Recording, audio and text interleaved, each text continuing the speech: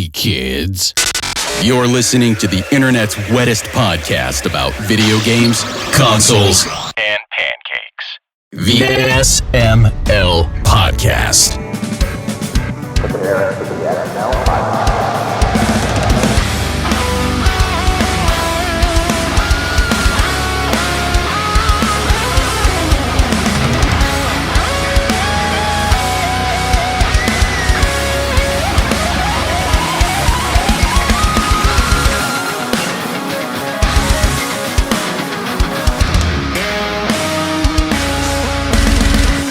What's up, everybody? This is the SML Podcast. I am your host, Joe. Pernell's here, Chris is here, Horror Acolyte is here, and Aki is here. Andy Sperry will pop in a little bit later. He's actually wrapping up his own stream right now, so he'll pop in when he's damn well good and ready. How's everyone doing? Alive. Doing all right. Not bad, I'd say. Just relaxing and gaming it up, as they say. Playing anything good lately? Well, I'll probably talk about that. So, yeah. I meant non-show related. Does I ended anyone up play finishing Silent anything Hill non-show related at this point? Oh, yeah. Generally, I don't have time, so no, not usually. Aki, you were playing Slut Patrol earlier, so whatever. That's because it's an idle game, okay? And I'm playing it right now, too, so fuck you, fat man. Still a game. Still playing it. Oh, I'm sorry. But Slut Squad. I was playing, Slut Squad. Not Patrol. I'm forever. Sorry I mean, they do to the Patrol, so developers of Slut Squad. Oh my god. That Clawpunk recently. That's actually not too bad. That was What's it called? Clawpunk. Felt bad for the game. It only got like 2 reviews on Steam, I think it was, or something like that, and it was like a legitimately decent game, and it was only like $10. I was like, wow, that's disappointing to see. You want to know a game I almost feel bad for? What's that? The My Sims bundle on Xbox. I checked True Achievements. My Sims Kingdom has 14 players on True Achievements. This is EA My Sims. I feel like that happens a lot with Xbox, though, where there's a pretty established game, and the player base on the Xbox console is pretty diminished compared to other platforms. It came so late to Xbox, so... Was that like originally a DS game or like a Wii game? Both, I think. Oh, okay, that makes sense. Yeah. But yeah, I know it's on DS. I assume it's on Wii. I think the normal My Sims had like 60-some players. That's depressing as shit for an EA game. No! Yeah, it's like 20 years old. Speak of the devil, we are getting raided by Sperry Berry Crunch and his 30 viewers. Oh my god, there's a lot of people here now. I feel like I should do a giveaway now. What's up, Andy? Thanks for the raid. How's things going? How was your stream?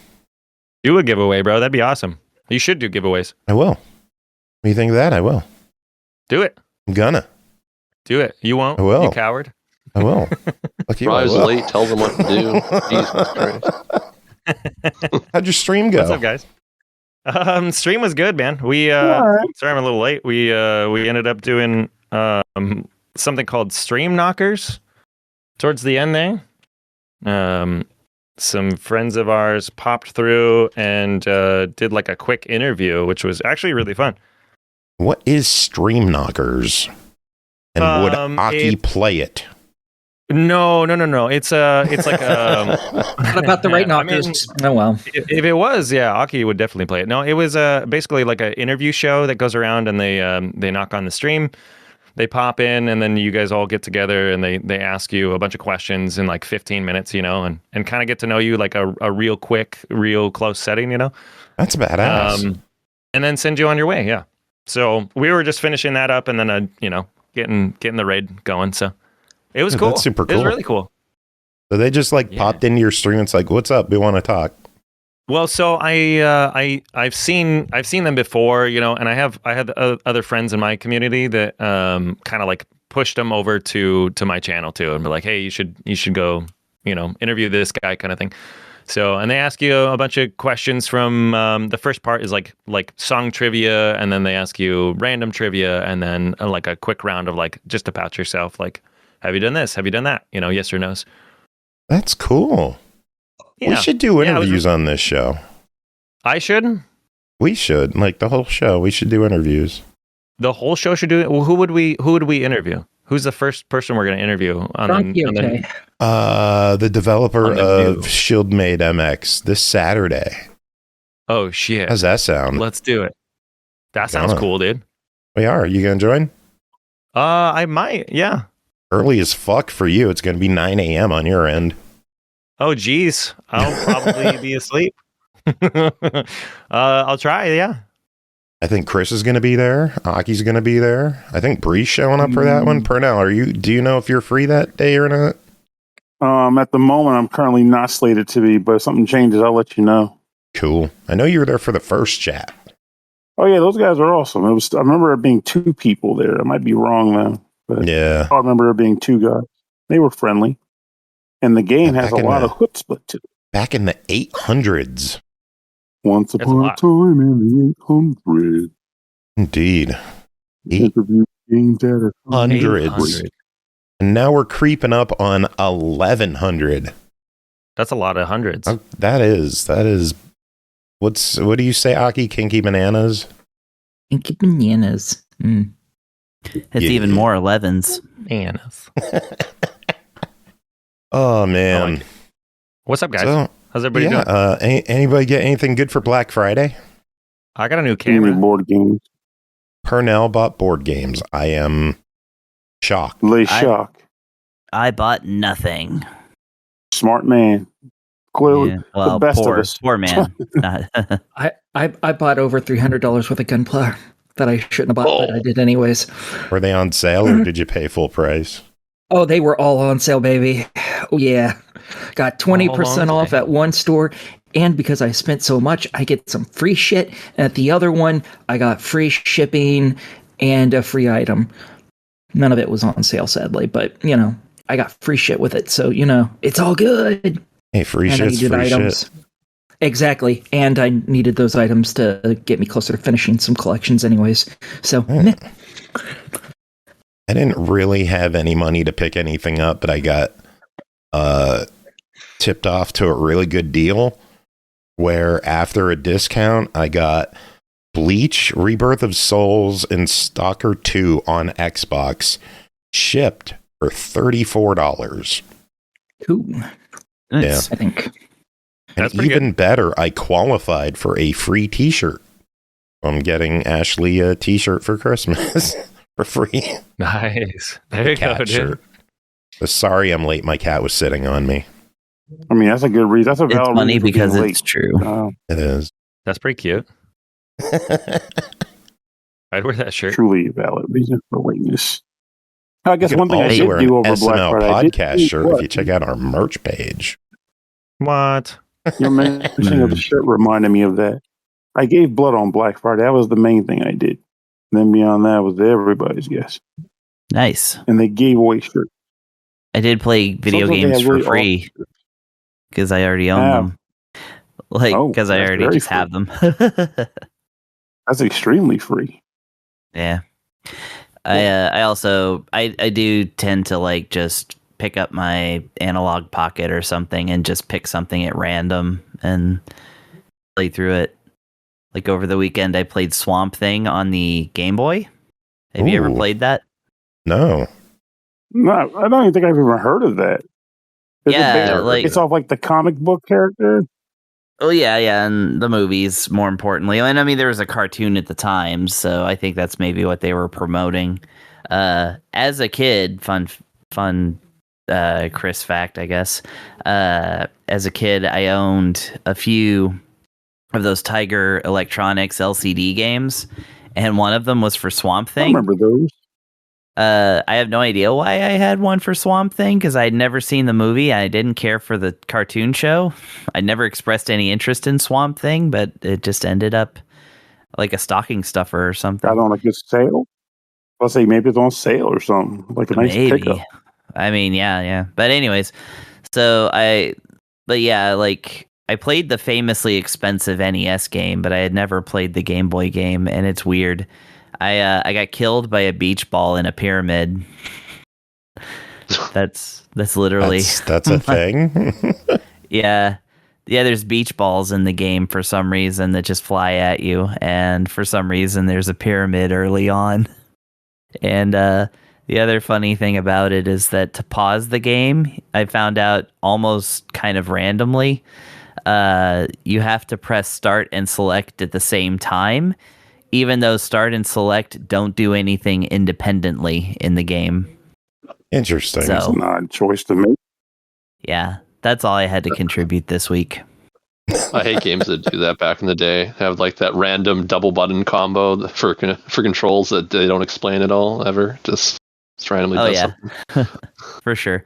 I also You love make do with when 4 total buttons. Yeah, I know. I also love the thing that they used to do on NES games where it's like, Super Mario Brothers, you can actually continue the game. You just have to hold A while you press start. Like, some people still don't know that manual one. mentioned it too. Yeah, but I was like, why? Why not just give you continues?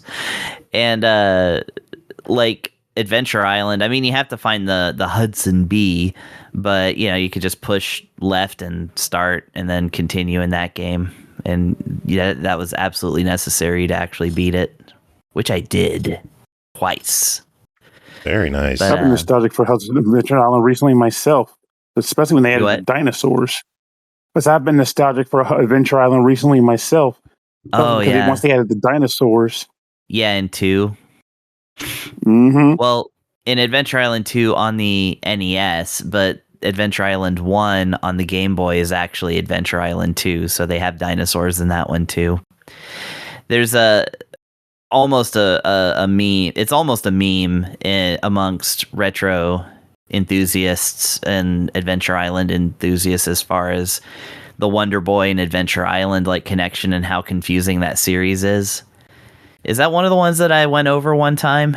I think I did for the Wonder Boy Anniversary Collection or something. Possibly. Well, if anybody's listening, go back and listen to that episode. I break it down somehow. Break it down. Break down that Wonder Boy. Break it down, man. I'm into it. Oh, man. Horror, what have you been up to? Just been not feeling great the past week, and then I just recently learned I have developed a allergy to the adhesive in bandages. Oh. What? Nice. That sounds like a random allergy. That just happened recently in life, within the past month or two, and My partner I has got that too. these really bad burns from this other wound I was kind of treating, and then I was like, oh well, that's great. It's like near an infected thing already. I was like, that's awesome. Oh God. Yeah. I've got to be allergic to something I don't know about. Back in August, I started developing a tiny little rash on my stomach. And then it appeared on my arms. And I went to a doctor, got some steroids, took care of it. A couple weeks later, it came back. They did some testing.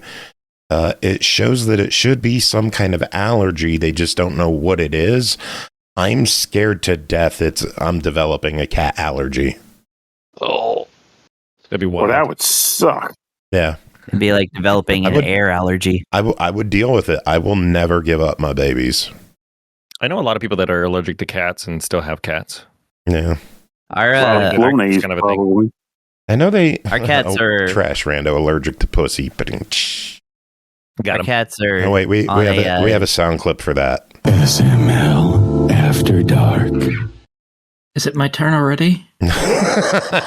Our I just woke up. No, I'm just distracted. Playing He has an alarm that goes off when that sound effect plays.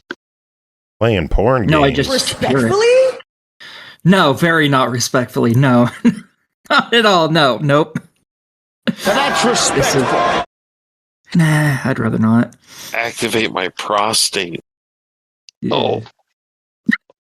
Well, Who it sounded said like that? someone just did. That's me. Fuck yeah! Whoa, I do not endorse that.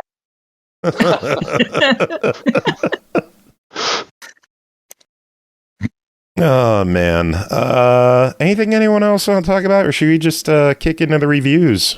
We got a bunch to talk about tonight. Let's kick it. We got a lot of games. Look at that, Me man. too.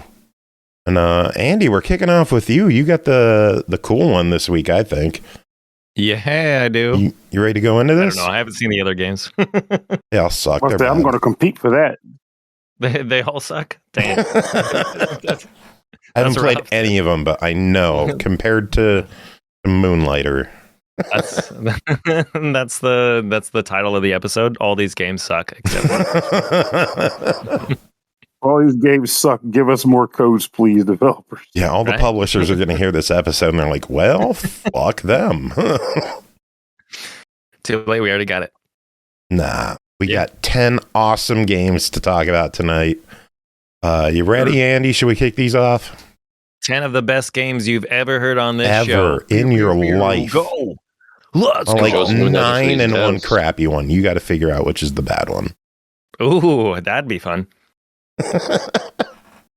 Yeah, kick it. First game to talk about tonight is Moonlighter 2, The Endless Vault, developed by Digital Sun, published by 11-Bit Studios. Released November 19th on Steam Early Access and Xbox PC Game Preview for $29.99. Also available on Xbox Game Pass Ultimate and PC. Dive deep into action RPG with roguelike elements and a tale about new beginnings. With no coin to your name, you and the other townsfolk find yourself stranded in the distant village of Tresna.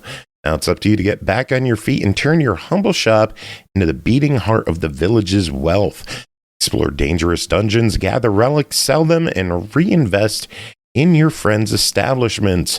Unlock new armor, weapons, shop decorations, and more importantly, restore hope that things can one day turn around. Andy, tell us about your time with Moonlighter 2, The Endless Vault.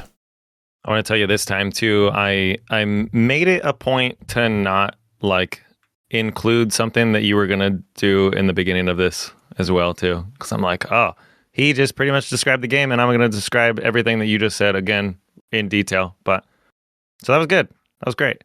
Nice. Moonlighter 2 is yeah, good story there. Anyway, Moonlighter 2 is like basically like two games in one. So it takes a dungeon diving roguelike and a shopkeeper / inventory management game and really pulls them together in perfect harmony. You'll go out into these dungeons that appear and try to gather as much loot as possible. But honestly, you're not the only one looking for the treasure in these dungeons. The dungeons are dangerous, and you'll end up exploring while fighting hordes of enemies and bosses, avoiding traps, solving puzzles, and most importantly, making it out alive with what you can fit in your backpack. Deeper into these dungeons you go, the better the loot you'll receive. So in Moonlighter, you'll be armed with a choice of weapons: a short sword, a long sword, a spear, and like a brass knuckles, like a fist weapon. Not a fisting weapon, Aki, a fist weapon. Don't get my creating a hopes up. more- It's not nice. Haha! What weapon did you creating go a- with? I went with the short sword, actually. I tried a couple of them, too. You start off with a broom, because you're a shopkeeper as well. That's a So, spear type, isn't it? It is a spear type. You nailed it, dude. Nice job.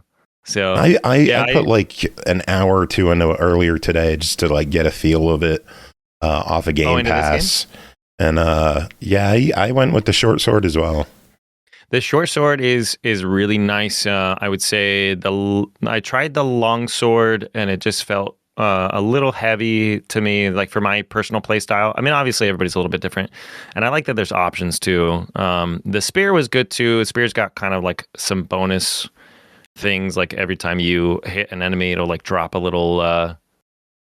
a little spike, and then you can pull those back to you. And then I also tried the fist weapon as well too, and it was like I'm like too close in combat. I felt like, just for my own personal style, but they give you options, and then obviously there's new versions of these weapons which can be found through blueprints that are lost in the various dungeons that are in the game. You also get an energy weapon. I don't know if you tried much of that, but all these are upgradable. There's new versions. The energy weapon is also upgradable. And that kind of, I don't remember that being in the first one. I think there was a bow in the first one instead, but it just kind of helps you with like that long range, having a close range weapon and a long range as well too. Was really nice. The main character, Will, also carries a backpack where obviously you'll be storing all of the loot you find in the game. And the backpack can also be used as a weapon too, sending enemies like off the cliff or like towards another group of enemies like that are on the map once they've become stunned. Dude, knocking dudes off the edges is the funniest shit. Knocking dudes off the edges is super fun. Also, it is so knocking satisfying. dudes into another like pile of dudes is really good too. Like some of the first enemies you'll encounter, like are like slimes, and then these kind of like little bug alien creatures, that try to take you out. But knocking those bug alien creatures, I don't know what they're called exactly, but into like a large group of slimes is like so satisfying. I had a really good combo going the other day where. Because you get like special boons in the game too. So like your sword or weapon will deal more damage. If this happens, or your energy weapon will deal more damage, or every time you kill an enemy, there's like these little spikes that'll float out and like hit the first nearest enemy. And so I had that last one where anytime an enemy died, a bunch of spikes would pop out and then like go for the nearest enemy. Yeah, and I like did. Yeah, that was honestly, it's the best one. It's a little overpowered if you ask me, because I killed one enemy, sent him into a group of slimes, and then it was like 8 slimes that all exploded together, and it was just a barrage of these spikes like zoning in on the nearest enemy. It was so cool to see. I like killed 2 enemies, and the like other 8 in the level like just exploded. I was like, that's rad. So. You get some kind of like cool combos going. Obviously, it's a roguelike too, so like every time you go through, you can kind of build up different play styles and runs and like bonus perks and stuff like that too. But there's the regular enemies. There's there's like enemies in each level. For the most part, there's a couple levels because it's laid out in kind of a Slay the Spire style, I would say. Where you are on a map, and then you like pick the level, pick the route you want to go, and then based on beating the level, you like, pick the next level you want to go to, based on a series of like possible upgrades or chests or like boss or elite bosses, kind of thing. Some of them lead to better things than others, and it's just it's really nice that you don't have to learn what everything is too. They have a key guide that tells you what each one is. You just kind of got to figure out how it applies to you in some cases. But what else is elite? Subs and Overmask just subbed for the 7th month. Appreciate it. Thank you for hanging out. Enjoy the kitty cats and the emotes and those bonus contest entries. Yeah, let's go. Thank you. A Moonlighter. But yeah. Moonlighter. So Moonlighter Dose, dude, the second one. So you'll go through a variety of levels, and then you'll obviously like at the end you beat a big boss, or you don't, and then you try it again. Luckily, everything's randomly generated, so if you don't beat it the first time, going through a level again doesn't feel like a chore, or like you're just doing the same thing over and over again.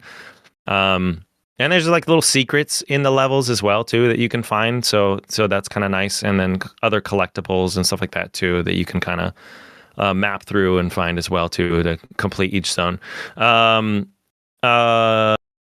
Also, like I said, sorry, I pretty much like skimmed over one whole thing.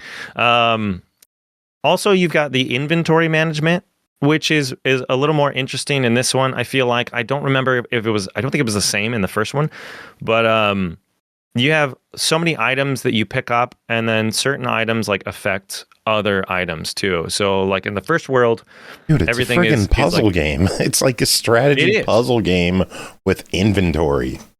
It really is. It reminded me kind of that like Backpack Hero game. I don't know if you saw that or if we reviewed that one on here, but like placing different items in different slots will affect other items like rows and columns. Or so, for example, like the first world, everything is kind of revolving around like burn effects and shield effects. And so some items will give shield to other items, and then some items will cause the items around them to burn. But then there's like bonus things with that too. So like every burned item will add like a special modifier to like certain other items like in your inventory. It gets super like complicated. And then once you figure out how it works in like one zone, like luckily like they kind of blanket it, you know, to where they're just like using slightly different terms. But once you figure it out in one zone, like you get to a new level and there's like a whole new set of items that have their own kind of like interesting ways that they work together too. I don't know how much you explored, but I'm still I only did like 2 or 3 runs so far.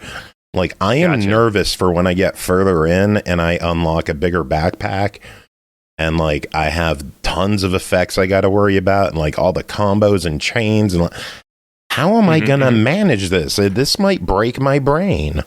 It's a little difficult. I literally at least there's not much to break. Got him.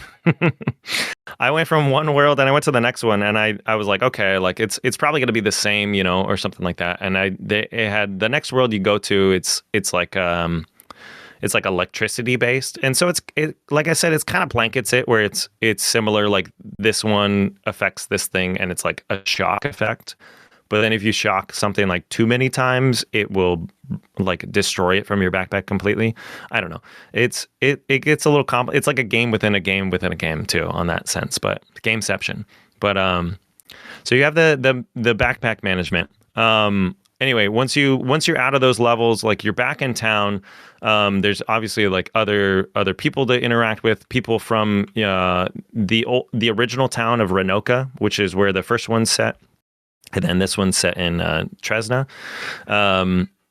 Aliens and other just like life forms to interact with to upgrade not only your shop, but your gear, your like passive effects as well too, your weapons, stuff like that. There's a blacksmith there and stuff. But the main thing in the town is your own shop, where you're basically in charge of keeping track of not only the pricing for items, but you go through and you set the price for each item yourself, because none of these items are like recognizable. You've never run a shop before, you know, or I guess you have in the original one, but you've never sold these items before. And so it's a big setup of like, okay, maybe this item is worth like 60 gold. And they do a really good system where a customer will come in and look at the item, and then it's like a face-based reaction. So the customer will see, you'll see like a smiley face pop up, and it's like a smiley face or like an angry face or like one with like coins in its eyes. And like the coins in its eyes means the customer's getting like a really good deal, you know? Dude, every time I see the customer with coins in its eyes, I'm like, son of a bitch, I should have charged more. Dude, I got a couple of items. So I beat the first boss and I set out a few items, and I was like, okay, this one's probably, because most of the items I had were like in the 50, 60 range or something like that. I had one random item that was worth like 400 gold, and that was like the good price for it. But I got something and I was like, this is probably like 1,500, you know, maybe. Like I'm just going to set it really high so that, you know, like I can come back down. And the customer came over and had the gold in its eyes, and I was like, God damn it, dude. I was like, I haven't gotten that item again too, so I can't like boost it way up, you know. But I thought that like that is in the original one as well too, and I don't know if this one does it, but I do remember in the first one, if you get too many of one item, like if you have, I think they changed it a little bit. You have like like the item decreases in value because it's being oversold. Like, does that make sense? Like you have too much of it. And I don't think they did that in this one, but that's one of the things that like I remember hitting in the first one, and then you had to actually adjust price again, like accordingly. And so that's so cool. But then also you get perks in this one. And so something that's new is you'll get little perks that help customers, like, you know, like they'll be more inclined to buy and like leave you a larger tip, you know, or there's even events too that come through on like a scheduled calendar where a random person that you know comes in and they're looking for a specific item, and if you can sell it to them, then you'll get like more money or like more benefits like from the sale as well too. There's decorations for your shop that will change how much an item is worth, you know, or improve the amount of like customers that come in and will be more likely to buy something at a higher price, you know, kind of thing. So it's like I said, you got the shop part, which is inventory management, understanding like pricing and customers, you know, and reacting to that, as well as the dungeon diving aspect where you're exploring and fighting enemies and then gaining new loot, and like the backpack aspect to it, you know. It's like so many things, like, but they do such a good job of like coupling them all together. And then you need one for the other thing too. Like you need to go out into the dungeon, and it kind of gives you that reason to go into the dungeon, you know, to gain new items and then bring them back. And then you have to sell them so that you can buy new armor and weapons and suits and clothing, you know, that helps you last longer in the dungeon, so you can get even more expensive stuff. It's like a really good loop, you know, I would say. And I was a huge fan, obviously, of the original. And while playing this, like, I feel like they took everything from the original title that was like good and just really improved upon it, you know, and threw in some like nice quality of life stuff, you know. And Like they're not even done. It's just in early access right now. They're planning to add more enemies, bosses, loot, environments, expanded shop system and events, UI and quality of life, new quests and story moments. Which is crazy. That's so like, much. It's like early, and there's so much in the game. There is definitely a complete game here, and they are only expanding on a complete game. It feels like a release game, and they're like, oh, we're just kidding. We're also planning to release free DLC. Like it's done very well. Like I'm excited for the full release. The only complaint I had was like my controller was a little funky, like in the game. Like I'd go into an inventory slot and it would just like constantly scroll, and I fixed my controller, I changed it around, I did different stuff. I had a real issue navigating, rearranging items in the shop, like moving the pillars or the stands around and stuff. Trying to do that on controller, it just felt really weird for me, and I couldn't, like, I had to use the D-pad to manage that part. I've actually I've been using the D-pad quite a bit in this game. I feel like there's like any of the battle stuff like feels very nice and smooth, you know, but yeah, like you said, anytime I go into my backpack, like I feel like there's a weird scrolling issue, or something's just a little bit off, you know, and I have to do the same thing. I use my D-pad to like move stuff around and make sure it's not like moving constantly. Yeah, it doesn't help that it, like, the arranging the shop is on an isometric view and you're using up, down, left, right. Yeah. That never helps. That's a little that never helps. I think something like that would really benefit from like how they have, obviously, like I like the view, you know, it's kind of that like angled shop stance so you can see everything. It's almost like a security camera view. But I think if maybe it went into like a top-down view, so it was easier to understand like where certain things were placed at. But I mean, other than that, like I thought the 3D graphics were like really good upgrade from the original. Like the original was pixel style and it looked really good, top tier, you know. But just the nice boost in color and overall aesthetic was awesome. The sound and audio is all really good too. It's a beautiful game, and there's like a nice rich story to it too, like that you don't need to play the first one to like understand what's going on in this one too. So very good. Well, they don't know when the final release will be. They said they're going to keep it in early access as long as the game needs it. So that's fair. We'll keep our eyes on things.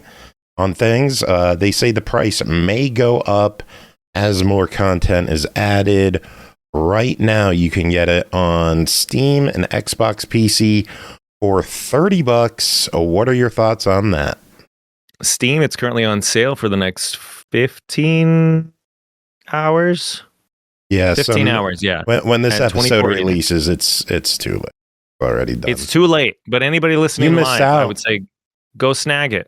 Go snag it now. Honestly, like it does feel like a very full, complete game, with a couple of little like slight control issues that we mentioned, but overall, no, it feels 100%. And like I said, it just any of the extra stuff just kind of seems like it would be like a full game release plus DLC, in a situation like that.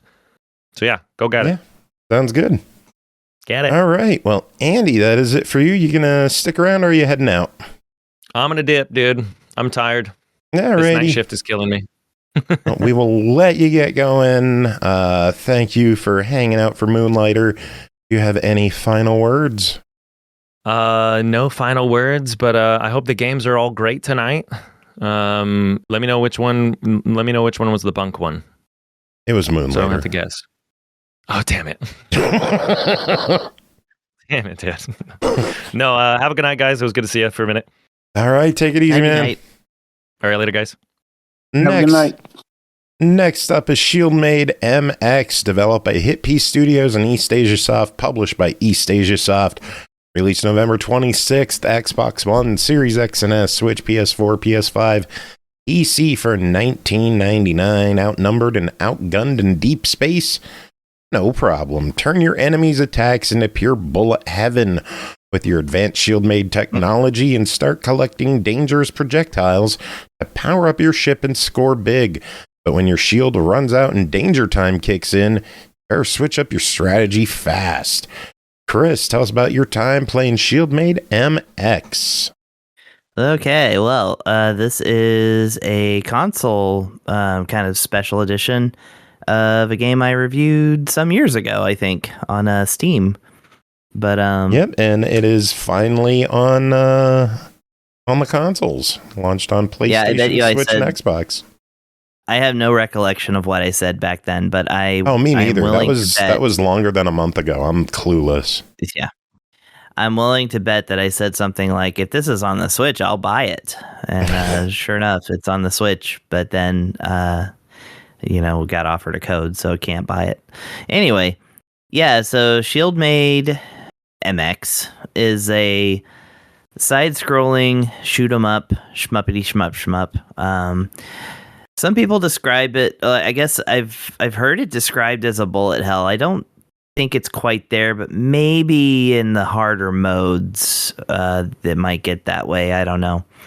Either way, though, it does have a lot of bullets in it, but this is to your advantage in this particular game. This is this shmup kind of mixes up the formula because basically, you start off, you have your choice of 3 ships.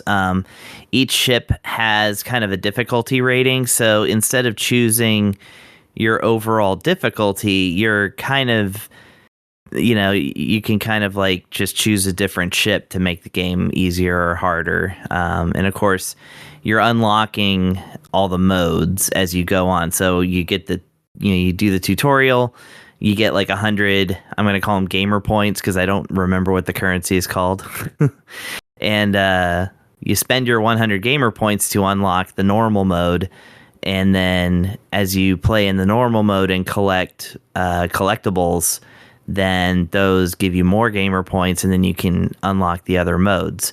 I believe the MX version of this, as opposed to the original, has even more modes, which, of course, ramp up the difficulty. But the game actually does start off very forgiving, I would say, for this kind of shooter. So this is not one of those where you should be intimidated into not playing it if you're a shmup neophyte. But I wanted to make that into a pun, but I can't. I'm too tired. Somebody run a contest. The person who can best make a pun out of what I just said. Do my brain work for me.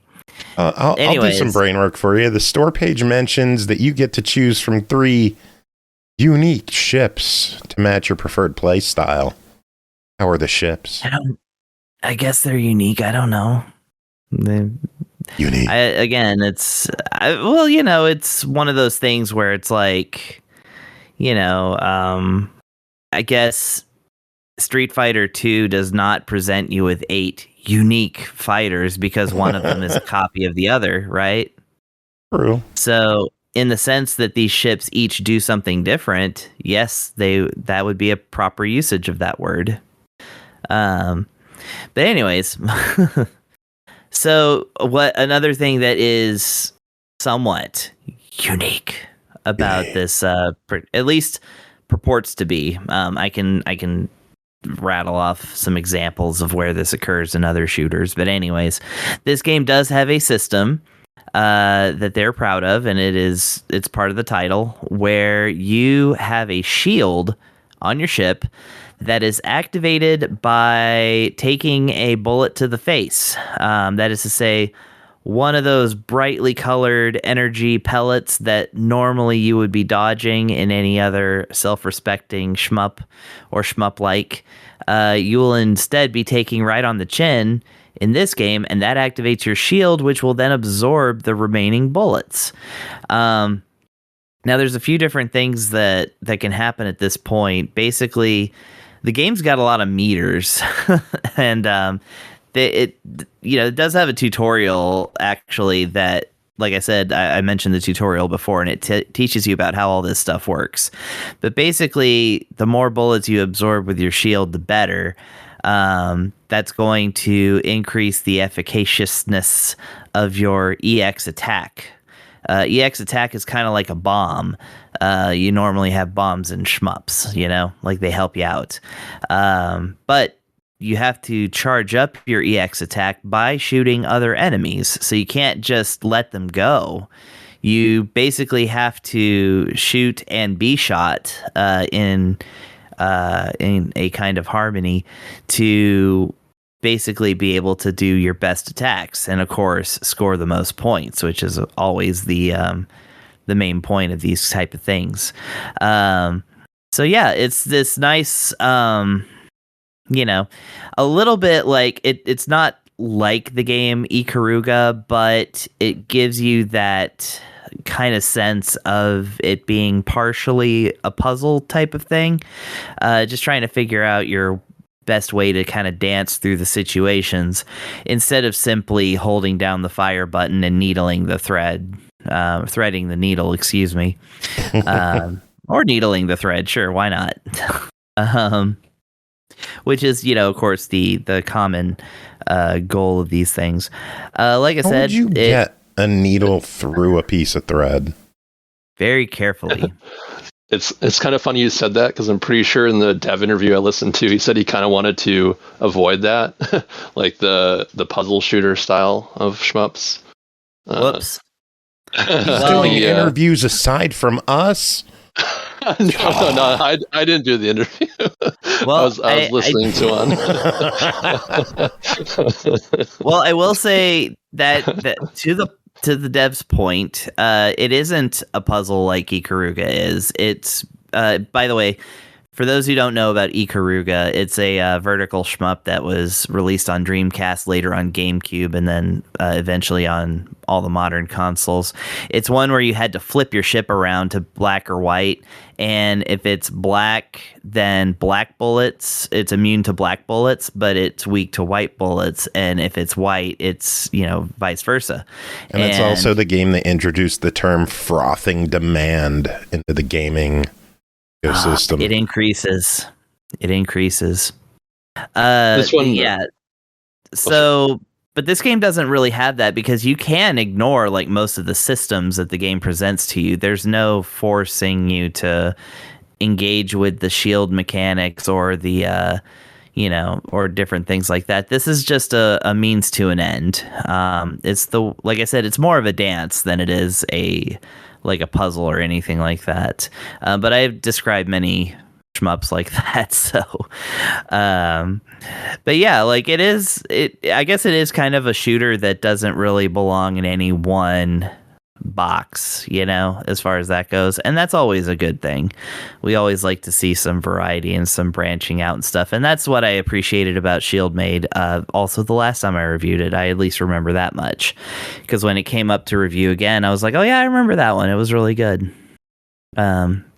But yeah, so this one is a fun one to pick up. Oh, I didn't even mention the aesthetics of it are that it's sprite based, extremely fast and smooth. I even watched, I'm collecting too many ideas at once. So this game has as one of its options an FPS counter, so that you can watch the game stick around at 60 FPS or more throughout the entire thing. At least playing on Switch too. That's what I've been playing everything on lately. But the game does pride itself on being a well-performing game on the Switch. So I don't get to say my famous catchphrase, there are performance issues on the Switch version, because there are not.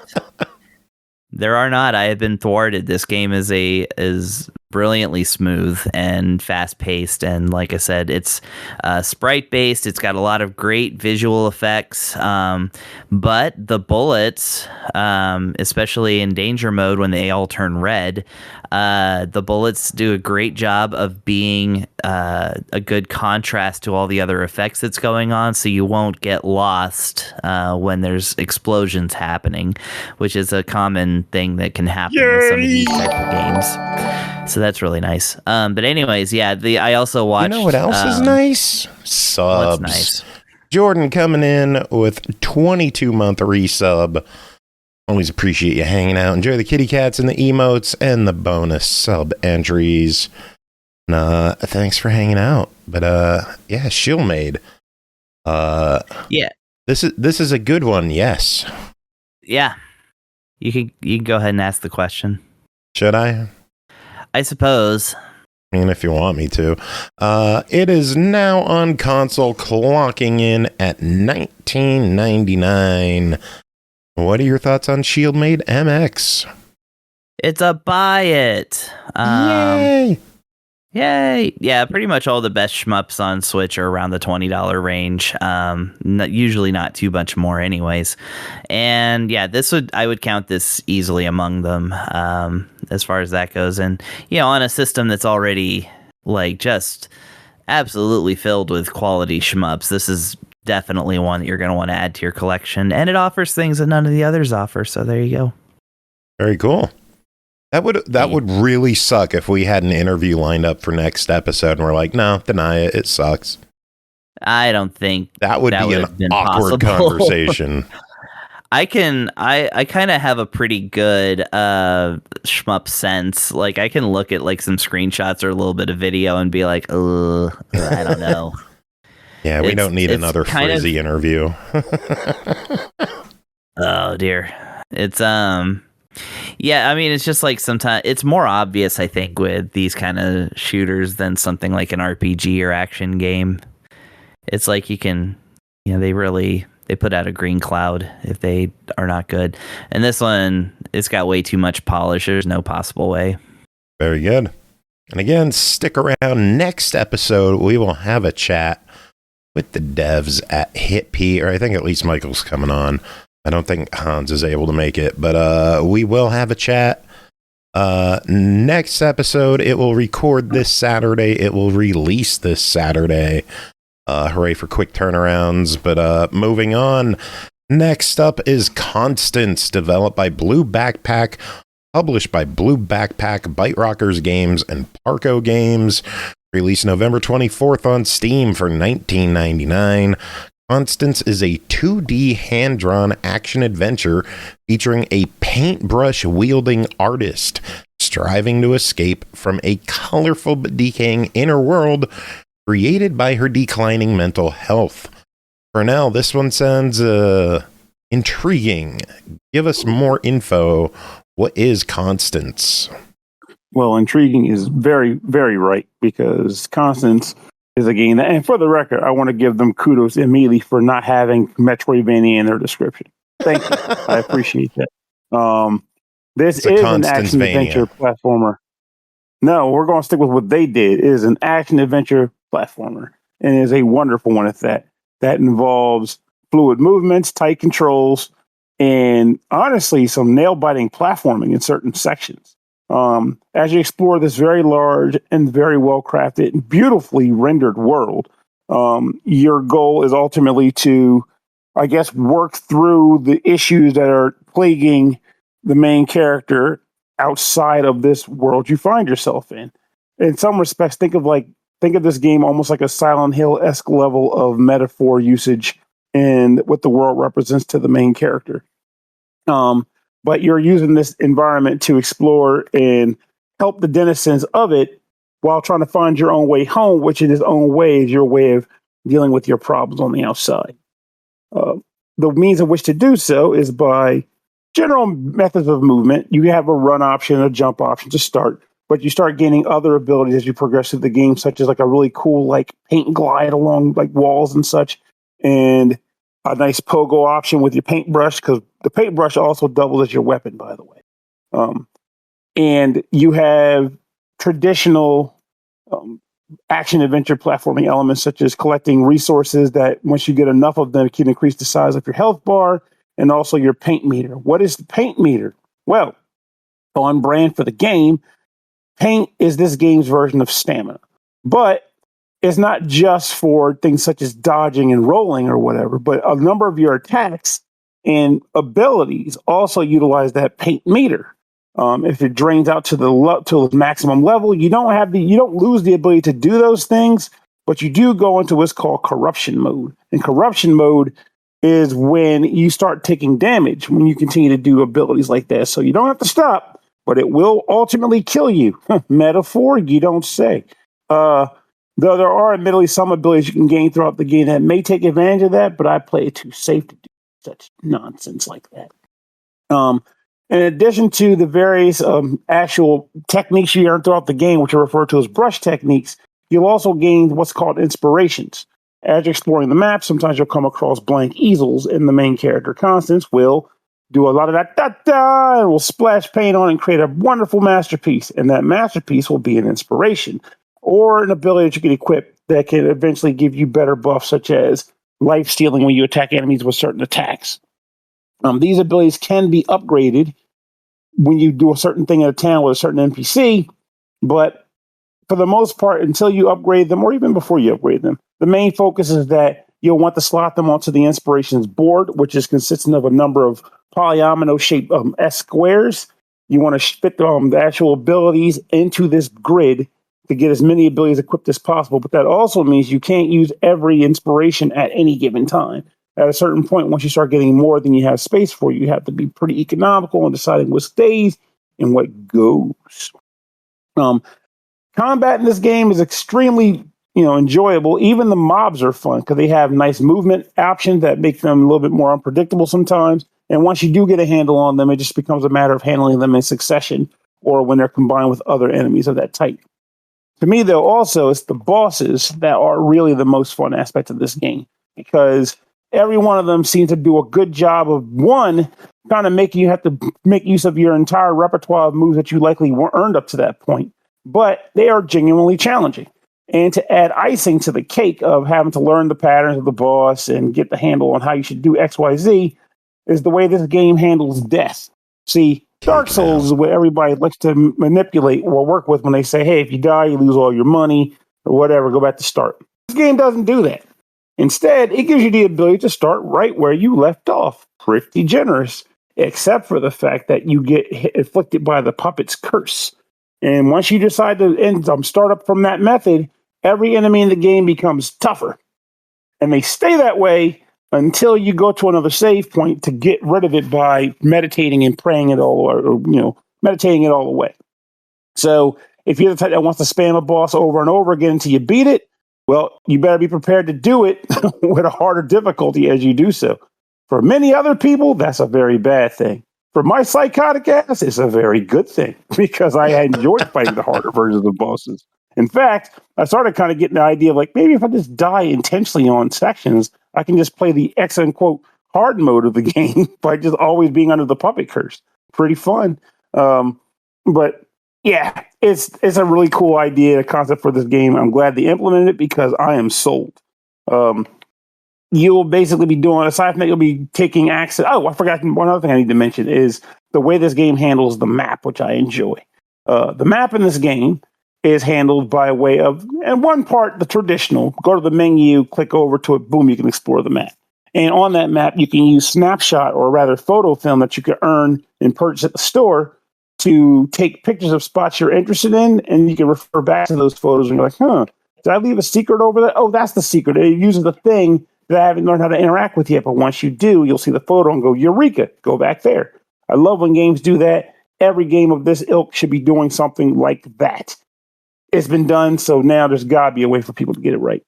But there's no mini-map on the actual game proper when you're running around the map in this game. However, what you are able to do, click the right thumbstick and bring up a nice mental image bubble in her head that just shows a small portion of the map, most notably where you are, maybe a room or two around you, which is pretty awesome. It's basically a way of just saying, I want to stop and think and collect my bearings, but not that thing that people love to do where it's like, okay, I'm going to just leave the map in the corner and just follow the dots and not actually explore the map.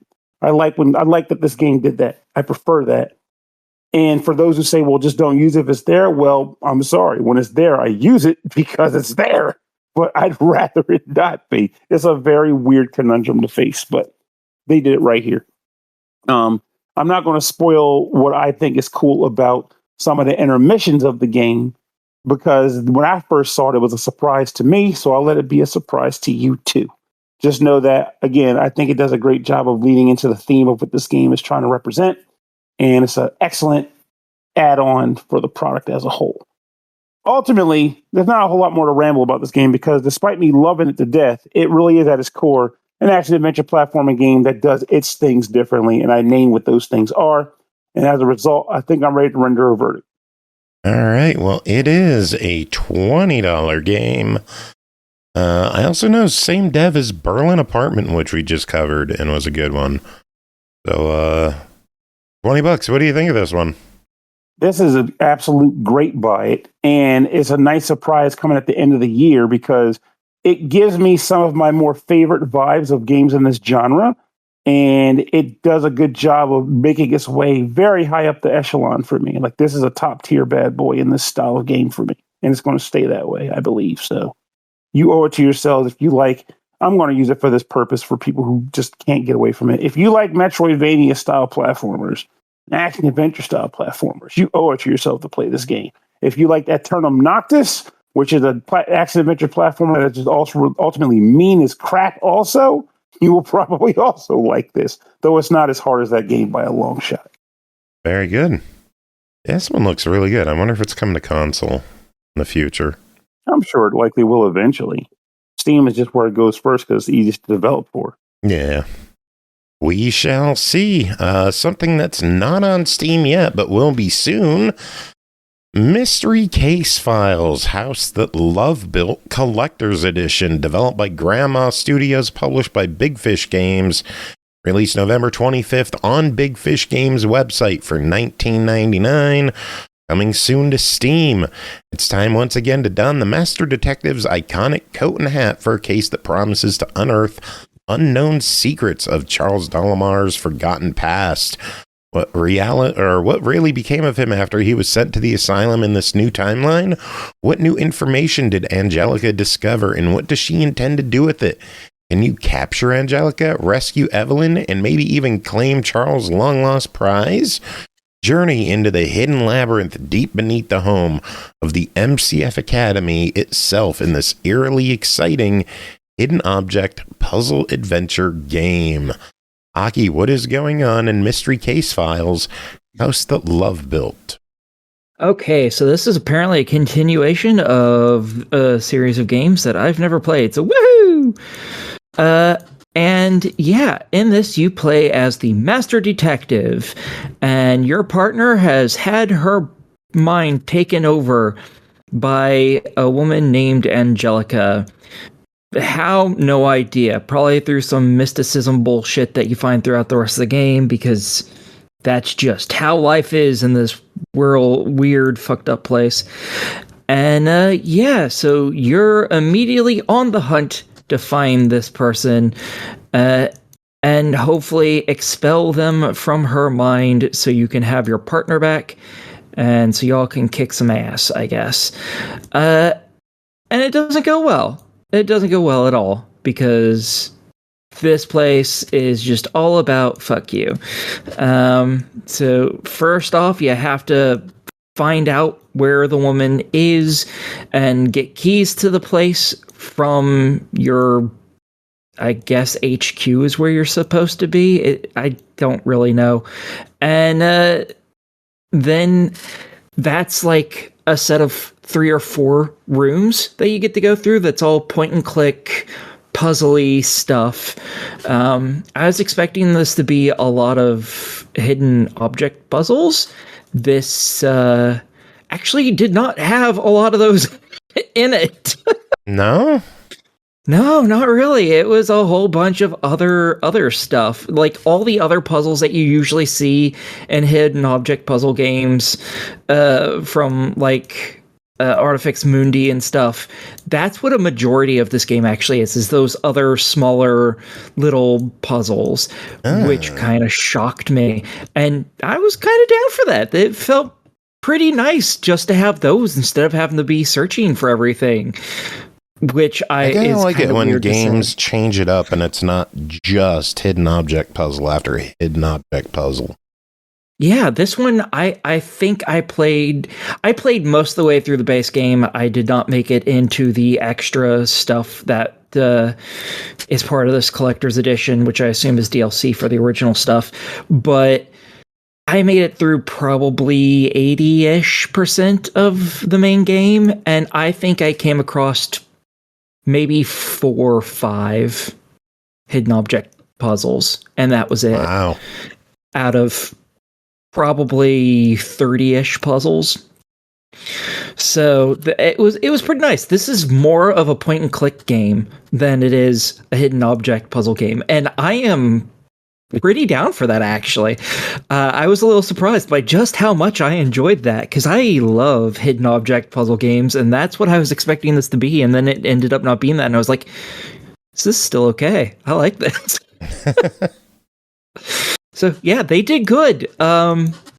I can't really tell you much about the story because, again, it is mostly just chasing after this woman and then a whole bunch of stuff that I didn't fully understand, admittedly. Probably because it all had to do with that person that you mentioned in the write-up that they have on the Steam page or what have you. I don't actually know who that character is, but that seems to be what a whole bunch of the story is actually based around, is learning more about him and his crap to find hidden treasure from him, because he was it seems like he was some sort of killer or something, maybe a mage. I'm not really sure. It's all sorts of stuff is going around. I can see why you might be missing some context in this game, because there's like 24 of these games. Oh my god. I figured maybe there was like 2 games prior. Oh shit. I just checked Steam. These go back to like 2007. No wonder I don't know what the fuck is going on. Okay. This series has been alright. Wow. Yeah. Shit. Okay, so that explains why I don't understand anything. So it wasn't just that I was being stupid. All right, thank God. I don't just feel that a now. very long-running series. Yeah. Well, knowing that, I'm going to be straightforward with this. It's kind of hard. If this is going to be your first one, I probably wouldn't suggest this as your first one. You might want to go back a handful of games just to see if it makes more sense. Because this, when you don't know what's going on, you really don't know what's going on. And because this game does not further explain things, sadly. So if you start on this one, you're going to be just as lost as I was. And if you're okay with that, then hell yeah. I have a feeling most people probably aren't going to be okay with that. So yeah. Ooh, that's sad. Well, if you want to get into the Mystery Case File series, there is a bundle on Steam available where you get all 27 games for $140. Okay, that's not terrible. That's not a bad price for getting that many games. This one is a $20 game right now, available on bigfishgames.com. It will be on Steam sometime soon. You played it on Steam, didn't you? Yes. I don't know what the holdup is with the release there, but it should be on Steam soon. $20 on this one. What do you think of it? I do like it. However, it is very hard to suggest this to anybody unless they've already played these, because otherwise it just doesn't make any fucking sense. Because you do need that background information for these games to really mean anything. But it was fun, so I totally think it's worth playing. Just, if you want the story, you might want to pick up the earlier games. I'm sure they're probably worth it, if they're even half as good as this one's been. Very good. So it seems like a good series overall. Maybe jumping a little earlier so you're not lost on the story. Yeah, Cool. That would probably be a good idea. Or if you got a fat wallet, drop $140 on the big ass bundle on Steam and play these games for the next year and a half. Yeah. Next game to talk about, Kingdom of Night, developed by Friends of Safety. Interesting name. Published by DANGEN Entertainment and GameSource Entertainment, released December 2nd on Steam, 1999. Hunt down nightmarish demons and save the town of Miami, Arizona in this 80s-themed isometric action RPG. With an expansive, interconnected map and open-ended quests, explore freely while unraveling the main story. Kingdom of Night is a unique blend of coming-of-age drama, cosmic horror, and true love. Pernell, tell us about the true love. Yeah, I couldn't tell you nothing about that, but what I can tell you about is a great game. Tell us. And what that is Kingdom of Night, where you play as a character of which you name yourself, who is pretty much typical 80s trope nerdy character who is picked on as a bit of a loner, who has a crush on a girl, who happens to be his neighbor. And at the beginning of the game, Offset, they kind of quickly set all these things up while also letting you know that there's a big party popping off tonight and you should totally go because that girl you like might be there. Even though you blew your chances with her earlier, you might get a second chance and make it right later if you go to the party. However, incidents occur. The Friends of Safety, who I love how you told me in the here that actually is the developer's name. I thought that was just somebody threw at the beginning of the game to kind of add some humor to it. But the Friends of Safety are actually, for whatever reason, deciding that they want to access great power. And they do so by tapping into the energy that exists beneath your town to release the 4 great demons of I don't want to say the apocalypse because they're not the 4 horsemen, but they're basically 4 very powerful demons like Beelzebub, Lilith, the types. And you quickly learn after a series of other events that you happen to have in your lineage the power to stop them. So you are the person who's in charge, you're the chosen one, yada, yada, yada. Let's get down to business. And that's what happens with you. You're on the quest to stop the 4 great evils and reseal the town and stop the Hellmouth from opening up, staying opened up, and taking over the world. At the very, very beginning, once all this is set up, you learn about your abilities, and you're immediately tasked with choosing a class, because this game has classes. They are broken into 2 schools, melee and magic, and they each have a number of specific classes you can be. For example, melee gives you 3 classes to choose from, and magic gives you 2. I know very little about the melee combat because I booted it up, selected it to go, fought 3 monsters, and said, let me see what the magic system looks like. The melee system, by the way, for I recognize, had like basic dodges, parries, sword swings, that kind of thing. However, the magic system, I think, is particularly cool because in this game, they give you a good number of spells from the very start, 10 to be exact. There's 2 magic classes, and each one has their own school of spells. And the way you actually cast spells in this game is by inputting the button combination that's representative of the spell you want to cast, and then you use it. So, say, for example, I wanted to cast Fireball. That one is very straightforward. It's button, is like fire, fire, fire. Though, in the way this game is designed, mercifully, if you just push the fire button once, it still considers you as wanting to throw Fireball. So you don't have to do all 3 if you don't want to.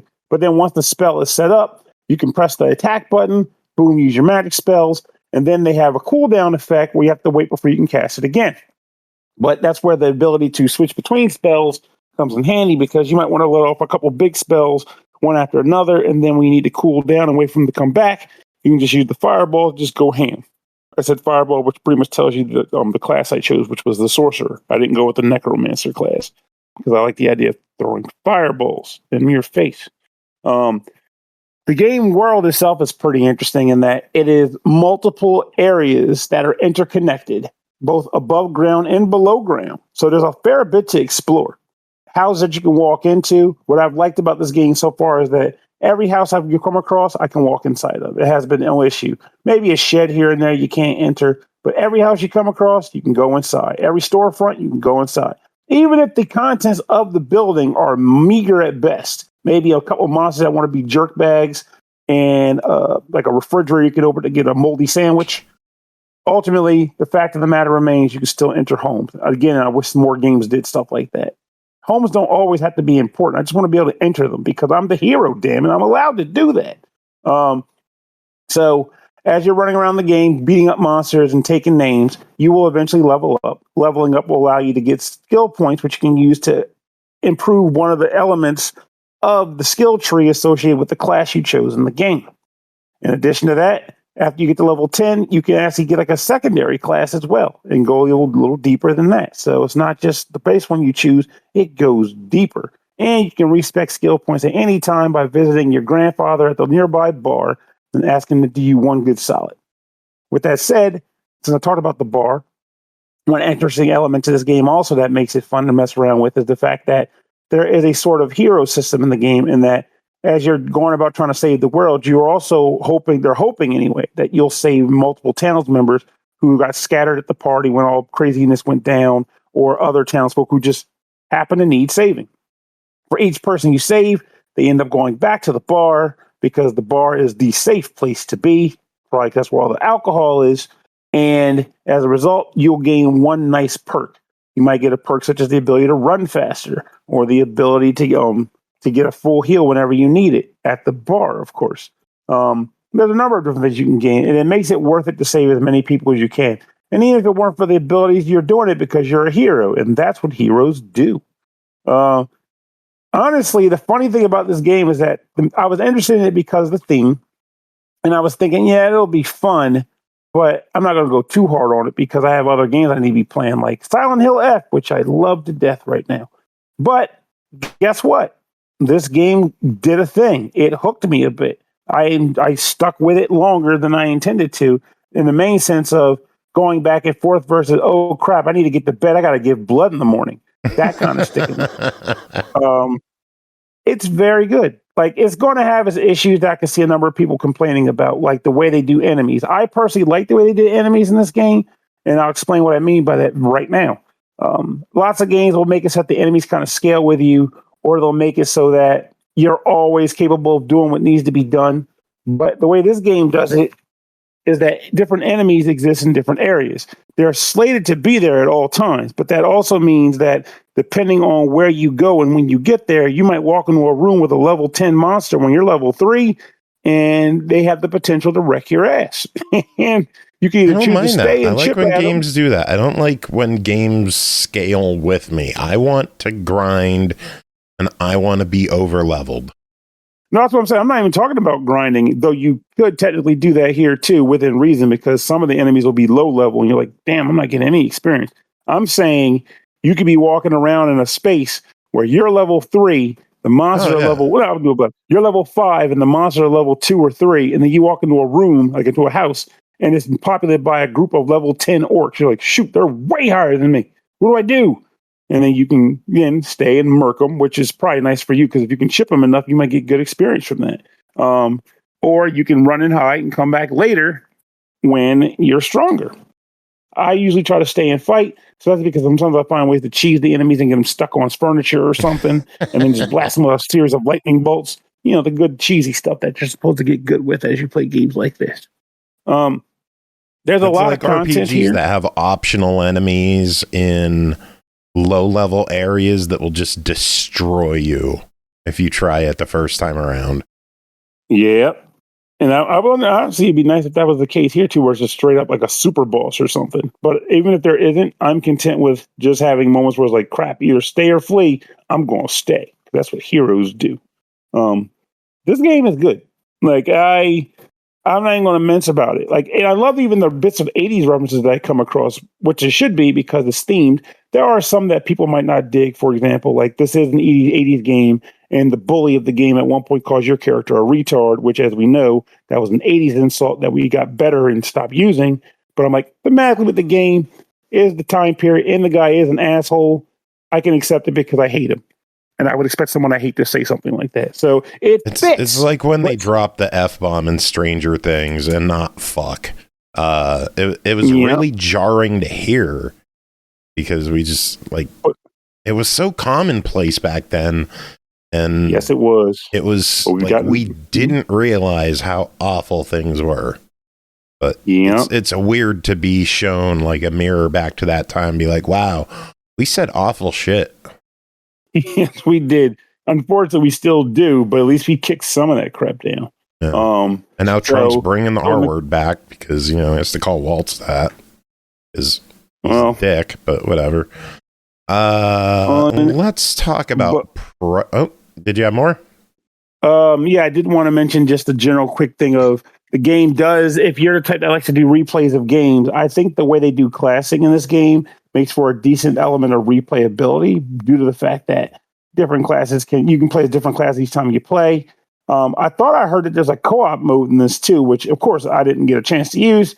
But if that is the case, that might be another element where it could be fun to like, I'm going to play as this class. You could play as that class. One thing I want to ask about, and this is going to probably sound real dumb when the developer hears this, is that one of the buttons in this game is to dash. It says it right on the screen. Press A to dash. I have noticed no dashing. It might be related to the melee class. If that's the case, that explains everything. But there is no dashing. I have tried dashing. And up until I got the first movement upgrade, I was extremely frustrated by that because while it wasn't unbearable, it was the fact that the screen told me there was a dash button and I couldn't go any faster. Drove me crazy. But yeah, if they're listening and they're like, oh yeah, it's a melee only thing, by all means, I appreciate the tell. But otherwise, that was like my one nagging annoyance in the game. But other than that, yeah, solid play. All right. Well, it clocks in at $20. Seems like it launched at the perfect time with Stranger Things doing its final season right now, huh? Mm-hmm. Oh, this is actually the final season? Yeah. I didn't know that. Yep. And unlike that show, these characters are the age they appear. I mean, they were kids in the first season. Oh, I know. They just took 15 years to do 5 seasons. Oh, yeah. I totally respect that, they didn't like recast their characters, but I still laugh about it. I still totally laugh about the whole thing. Hey, growth spurts happen, right? But yeah, $20. Mm-hmm. Verdict. Oh, easy buy it recommendation. I think this game is great and a nice surprise for the end of the year, because up until I saw it and then asked about the code, I didn't know this thing was even on the verge of existing. So, very good game. There you go. All right, next up, Dragon Ruins 2, developed by Graverobber Foundation, published by KEMCO. Released November 28th, Xbox One, Series and PC, Switch, PS4, PS5, and PC, $14.99 as an adventure party based in the capital city of... I'm not trying that one. Take on a wide range of quests, from small requests by townsfolk, like dealing with goblins, to the Queen's grand command to defeat the dragon that awakened in the underground ruins. Oh, that's why it's called Dragon Ruins. Can you stop the world's destruction and rise, legendary hero? Chris, are you the legendary hero? Always. Also, yeah, it's funny that, like, I guess there's some legendary dragon that, you know, you have to kill or something, when, like, the title screen shows just a full dragon skeleton. Like, okay, I guess we're already done. So that's kind of nice. All right, $15. No. Yeah, I know. Okay, so yeah, this is the... Were you saying the capital city of... Are you talking about Izigwir, or are you talking about Fazoli? Izigwir. Yeah, there you go. Izigwir. Yeah, it's not that bad. Oh my god, why is my... Sorry. My phone alarm was going off. I have no idea why I have an alarm set for 9:30. Anyway. Okay, so this is the sequel to a game I feel like I reviewed only a week ago. The original Dragon Ruins, which, yeah, I talked about that really recently. And, yeah, I talked about how I like that it's kind of like a passive RPG that's, you know, kind of like a dungeon crawler that takes all that menuing, all those making decisions, just takes it right out. Well, this is like that. It's kind of an expansion on that same idea. It's got a lot of things that are kind of reused from the first game. You know, you'll recognize the guard in the menu right away, and you know, it does have like some of the same characters I noticed in the roster of available characters, but it does expand on that quite a lot. So yeah, now there's more things. The first thing that you're going to notice right away is as you, if you go into the quest, which is to say, normally that would take you straight to the one dungeon of the last game, where, you know, you just slowly uncover the map, and like I said, you passively, you know, we'll talk about the passive battle system in a minute, but, you know, you go into the one map and like kind of explore it and expand on it, just like a wizardry or something like that, and the maze is presented in like this, you know, a vector grid, that's to say, just a black background with white lines showing you the 3D map. Well, this one adds graphics to the map. So now you see walls and torches and doors and floors and ceilings. Oh my. And on top of all that, there are different dungeons. You can actually scroll through, like I said, you know, like the description says, Goblin Menace, which, you know, has you fighting goblins. Narcs of the Forest, which is funny to me. I don't know why. But, so yeah, there's a whole bunch of different, like, quests, and they all have, like, different rewards, different adventure ranks, that is to say, so you know what to expect in them. They seem to go in just, like, kind of a left to right sliding scale of difficulty, even though the ranks are the same. So, like, the very first Goblin Menace quest is, like, kind of the easy one, and, you know, Narcs of the Forest is slightly harder than that, etc. as it goes up. You know, you got Novice, Adept, and Master, and even Legendary levels, which is, yeah, the legendary one is the dragon. So I assume these are all the quests. I don't know if there are the other ones that can be unlocked through gameplay. Given the simplicity of the game and general, I don't think so. I feel like this is maybe it. But that's okay, because like I said, breaking up the adventure into several different smaller maps is a great idea versus just doing the one big map.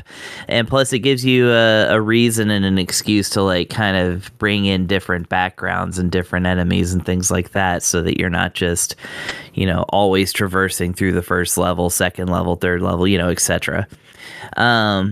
So that's the first and foremost. Now, in a smaller way, you've got different things that are actually in the dungeons that, you know, versus the first game. The first being treasure chests, because your characters actually have equipable items in this game.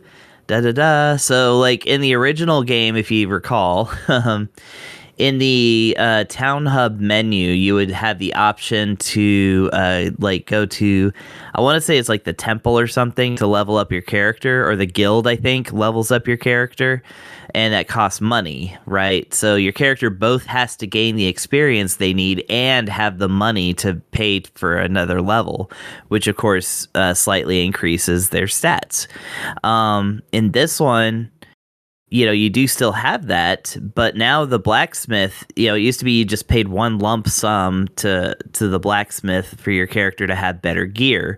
And that gear would just be kind of total represented by just one number, right? So it's like your gear is level 1, your gear is level 2, your gear is level 3, you know, things like that. But now you have separate weapons, armor, accessories slots. So now you can actually equip accessories and other things like that. So you actually find those items in the dungeon. There's also a trading post, but I think the trading post might just be for selling stuff and purchasing like regular items. So I don't think there's weapons that appear there. But yeah, for the blacksmith, you can buy new, I'm sorry, not buy new, but upgrade rather, the individual items that your characters have. So, like, that's kind of cool. Adds another element of, you know, kind of making it closer to wizardry. Because, like I said, if you have played, like, wizardry or one of the original, like, first-person dungeon crawling type RPGs, this will be a very familiar-looking game to you. But, of course, it's unique. In the sense that, yeah, it like the last game, this game has a passive battle system. So what that means is that while you're walking through the dungeon, enemies will attack you, and your characters will attack them back. If you move off of the space where the battle is, then the battle's over. Sometimes the enemies can chase you, but yeah, if you return to that spot, you can let the battle. But yeah, your characters are just going to hit each other until one side wins. Depending on your level and their level and what their enemy group looks like versus what your group looks like, you know, several factors will determine what your victory conditions are. And of course, as your characters level up and get better gear, they're going to overcome different battles. But you don't really have a say in it. However, in this second game versus the first game, you do have a meter that goes up as you defeat enemies. This is sounding a little bit like Schildmaid now, but as you defeat enemies, you have this meter that goes up, and when it hits the top, then you do get a special attack that's like kind of your ace in the hole. Is that what they say? Yeah. Basically, because I don't want to say trump card because, you know, fuck that. But it is your special move that will help you basically insta-win the next battle if you use it. So, you know, it's something that's definitely worth kind of saving up for. But yeah, so that's basically it. There's no story in the game, not at all. You don't even name the characters. You just choose these pre-selected characters.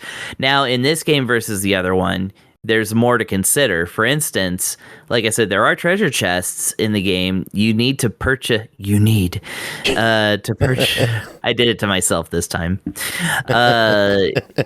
You need to either purchase keys to open the chest, or if you have a thief in your party, the thief will just open the chest for you. So there are also characters that passively heal you after battle. Give you different advantages. So there actually is more than just picking the nice portrait that you like. You know, they're actually, and all classes. Of these are listed. Oh. Yeah. So and there are more of them, like I said, and it's pretty cool to like kind of experiment with different setups and things like that, which the game lets you do. So yeah, like I said, it's just like the first game, except a lot better and kind of more fleshed out. But of course, definitely nowhere even close to modern. But it is a modern take on a classic formula. So for that reason, I'd say it's just like the last, but better. All right. Well, the last one was back in September. This one is December. Late November, I guess. So it's been 2 months. 2.5 months. Yep. Wow. $15. Can't wait for the third one in February. Yeah, it's a buy it. The last one was a buy it. This one's even more of a buy it. And like I said, since there's no story in either game, I mean, apart from like, I guess maybe there's story once you defeat like one of the conditionals or something like that. But like, you know what I mean? There's no dialogue or characters talking to each other or anything like that. There's no NPCs apart from what you run into. So, like I said, you don't have to worry about spoilers or anything if you start with the second game. Like I said, the second game is more fleshed out than the first game, but the first game is also still a great experience. But either way, the first game was a buy it, so the second game is by extension a buy it. So very good. Get to it. Yeah. Looking at the devs page on Steam, and it looks like he also has, or they, whoever, have games called Ringlord Saga, which looks pretty good as well. Neat. Looks very old school Dragon Quest-y. I like those. Speaking of weird visuals, what did you think of that Final Fantasy 1 port? Oh, I haven't played it yet. I've been at work. What do you think of the existence of that Final Fantasy port? I'm cool with it. I love Final Fantasy 1, and I've played all the ports of it, including the Wonder Swan one. And so I get a new one to try. For the people in the dark on this one, our good friend Adam Rippon, from the early double-digit days of SML, he got bored and converted Final Fantasy 1 to Game Boy. And then when someone bitched at him that they were just Saga sprites, he completely redid it for Game Boy Color and added full color to the game. That's awesome. Just out of boredom and spite. I mean, those two are very potent, ingredients for doing good in the world. They are. The best part is Adam should be here next week to talk about it. Sweet. I'm very excited. I love Final Fantasy 1. I've beaten every Final Fantasy 1 through 9, and then I've played 10, 11, and 12. And out of all the ones I've played, the NES version specifically of Final Fantasy 1 is my third favorite Final Fantasy. Yeah, I'm very, very, very fond of it. I hated the ship minigame. That's fine. You can just not do it. Yeah, but it's free money. But I like sliding. I actually like sliding puzzles. No. Oh, it was not. Hate them. It wasn't. I guess it was like free money if you won it, like what, 50 gold or something in the original. I know one of the ports you can win like items and stuff, but like, yeah, sometimes it's just nothing. Sometimes it's just a sliding puzzle that you can just do. Love it. Yeah. All right, next game, The Last Case of John Morley, developed by Indigo Studios, published by JanduSoft, released November 27th, PS5 and PC for $12.99. Will release at a later date for Series X and S. There was a delay on that version. Step into the mind of John Morley, a 1940s detective on his final case. Oh, he's 3 days from retirement. He's too old for this shit. Explore shadowed places long forgotten by time and piece together crime scenes in a narrative adventure steeped in mystery, unexpected twists, and a truth buried for decades. Horror Acolyte, tell us about your time with The Last Case of John Morley. All right. So this is a first-person, almost noir style mystery game set in, I believe, 1940s London. Plays predominantly like a walking simulator with a handful of puzzles to solve. But also there's the ability to run, which is always nice in walking sims. You play as private detective John Morley. John was hospitalized after being injured during an encounter with a serial killer on his last case. While being treated in a London hospital, he has been tormented by nightmares with some type of antagonistic force stalking him through the forest. The game starts with you in one such dream. Upon awakening, you learn the good news that you have been cleared to leave the hospital. You also learn some bad news. Your only employee, Penny, whom you seem to have a crush on, even though she's engaged, has quit. She really needs money and has to regrettably move on from your organization because, she just can't sit there idly by while you were in the hospital, unfortunately. So... yep, she needs a new job. You go back to your office, and you are visited by Lady Margaret, who I kept calling Magritte while I was playing this game, Ford's side, and she's been awaiting your awakening in order to take on a case. 20 years ago, someone snuck into her mansion and brutally murdered her daughter by stabbing her to death multiple times. By stabbing her multiple times and killing her. Daughter's name is Elodie. The police pin this murder on two thieves, but Marguerite is convinced it wasn't them. She offers you £30,000 just to take on the case, and another £30,000 if you find the true killer. Excited by the financial prospects of this case, you swiftly make your way to Bloomsbury Manor, which has been abandoned since Elodie's death, as Lady Marguerite couldn't stand the thought of living there after her daughter was murdered. Most of the game is spent walking around, interacting with objects to find clues. The game's fully voice acted. The voice acting is pretty decent for the main character, John. There's still a bunch of notes that you'll probably want to read through, though, to get the most out of the story. Interacting with most objects will also yield some supplementary commentary from John. Mansion's somewhat dark, so you get this dimly lit lantern to help you see objects a bit more clearly. Since Lady Marguerite hasn't lived at the mansion since Elodie's passing, an assumption's kind of made that a lot of the placement of the objects and clues in the house are still highly relevant today, even though this is 20 years ago, this incident. You'll find some interactable objects highlighted in green, and these will trigger a kind of discovery event in which you approximate how you think certain events transpired in the past. During these events, silhouettes or phantasmal proxies will appear and stand in place as John is visualizing the scene and piecing things together. Additionally, more objects in the environment will be highlighted in green to be interacted with in order to help paint a better picture of whatever the current clue is you've kind of latched onto.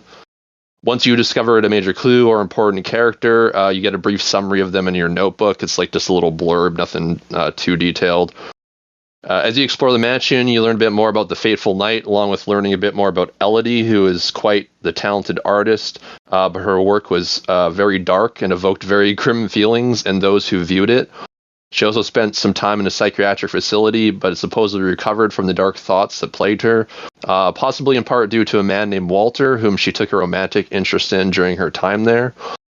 Your investigation also brings mention of some nefarious man, a nefarious man, and another dark entity that lurk within the walls of the house, at least according to the staff. But apparently Lady Marguerite is reluctant to admit the presence of any malevolent force. But it was evil enough that one of the head staff just outright quit, even though their family had served the house for generations. Walter, who also lived in the house for a time, also seems to be aware and fear the presence of the unnamed man. But to what end? The game isn't too long, so I don't want to spoil too much of the story. Probably take most people like 3-ish, 4 hours, depending on how much time you spend searching. The main focus of this game is the narrative and uncovering the mystery of Elodie's death, slowly following a trail of clues in a moderately linear fashion. I don't think you can die in the game. There might be a couple instances, but if you can die in those instances, they're pretty easily avoided. I thought the writing was okay. The story seemed inspired by some works I had previously interacted with, so thus might not have been as impactful for myself. I thought John's voice acting was actually pretty decent. Other voice cast members varied. there was some random instance when the audio quality would dip, the volume would like raise or lower for seemingly no reason, or the game would skip dialogue altogether for certain like text components that would usually be narrated. Yeah, it's kind of weird. There was literally only a handful of puzzles in the game, nothing too difficult to figure out. Other than that, you're mostly just looking for keys or passcodes to open doors. The game can be a bit creepy. Pretty much all the time spent alone in semi-dark areas with a few jump scares thrown in for good measure, but nothing like too... Well, there's a couple that might get you, especially if you're prone to jump scares. But yeah, definitely more of a mystery game than anything else. Gotcha. And the visuals overall are pretty good. Yeah, so about it for this one. All right, we gotta give a heads up to people on this one. I'm glad I checked the Steam page on this. There is AI content in this game. This is the disclosure on Steam. All assets, voices, music, characters, and story were created by humans. However, AI tools were used for some decorative textures and minor details. Although their use is minimal, they are visually present and may bother people sensitive to the topic. If you are someone who feels uncomfortable... Welcome in, Raiders, who the screaming was perfect now that I'm talking about AI. That was perfect.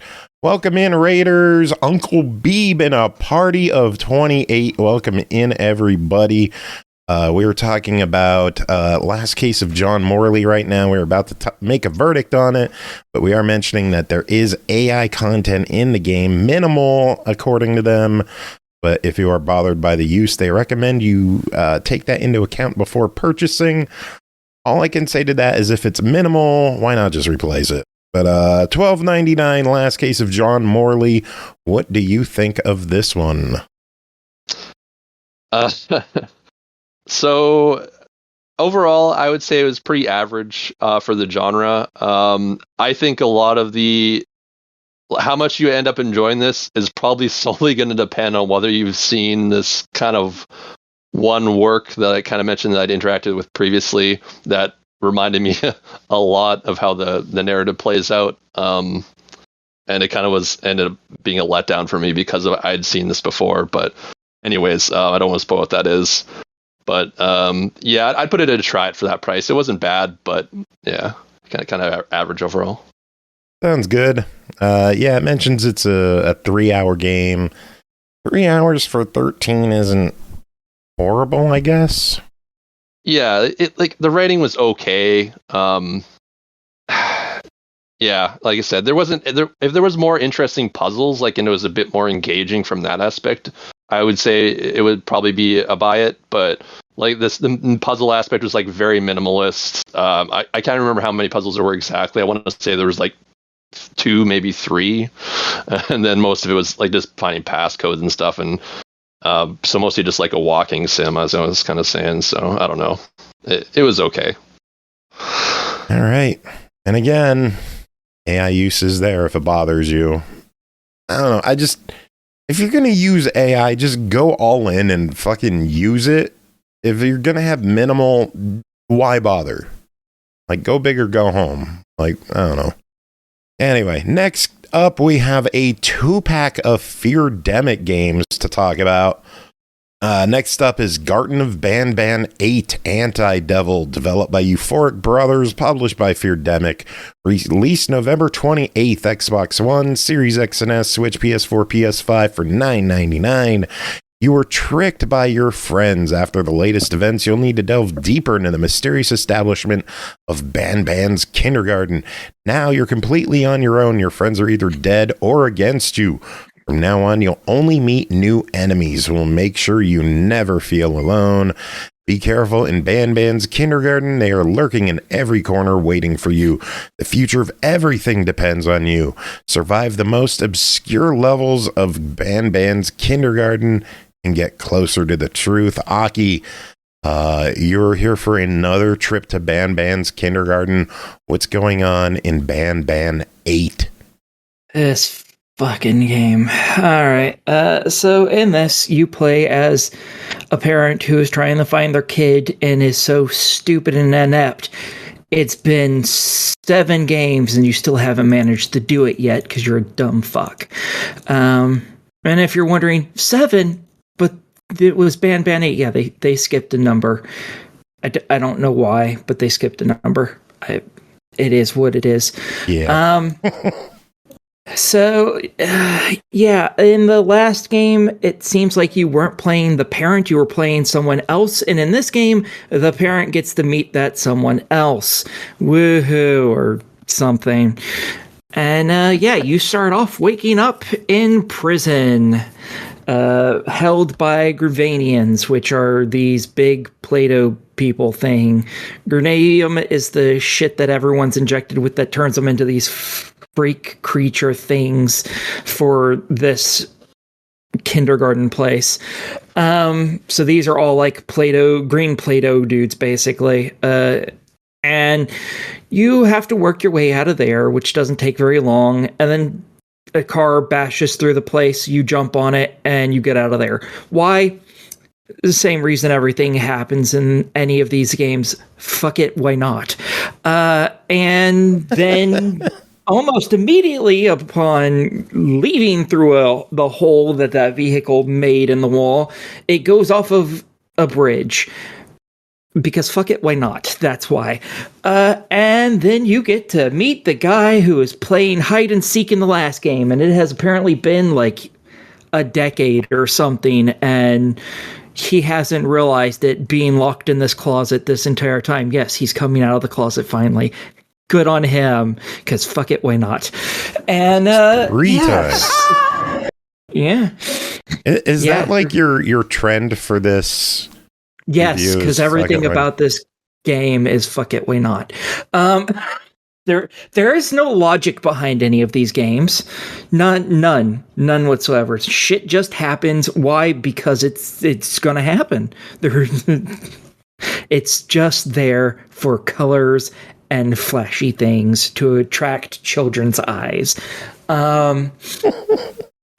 They have changed up the gameplay ever so slightly. In this game, instead of having the helicopter that you point your reticule at and you push a button and then the helicopter flies into that area, which has been a part of it for literally every other game, they have taken it out for this game. Thank fuck. Instead, they've replaced it with another device where you have a reticule, you click a button. But now it's not for something that flies.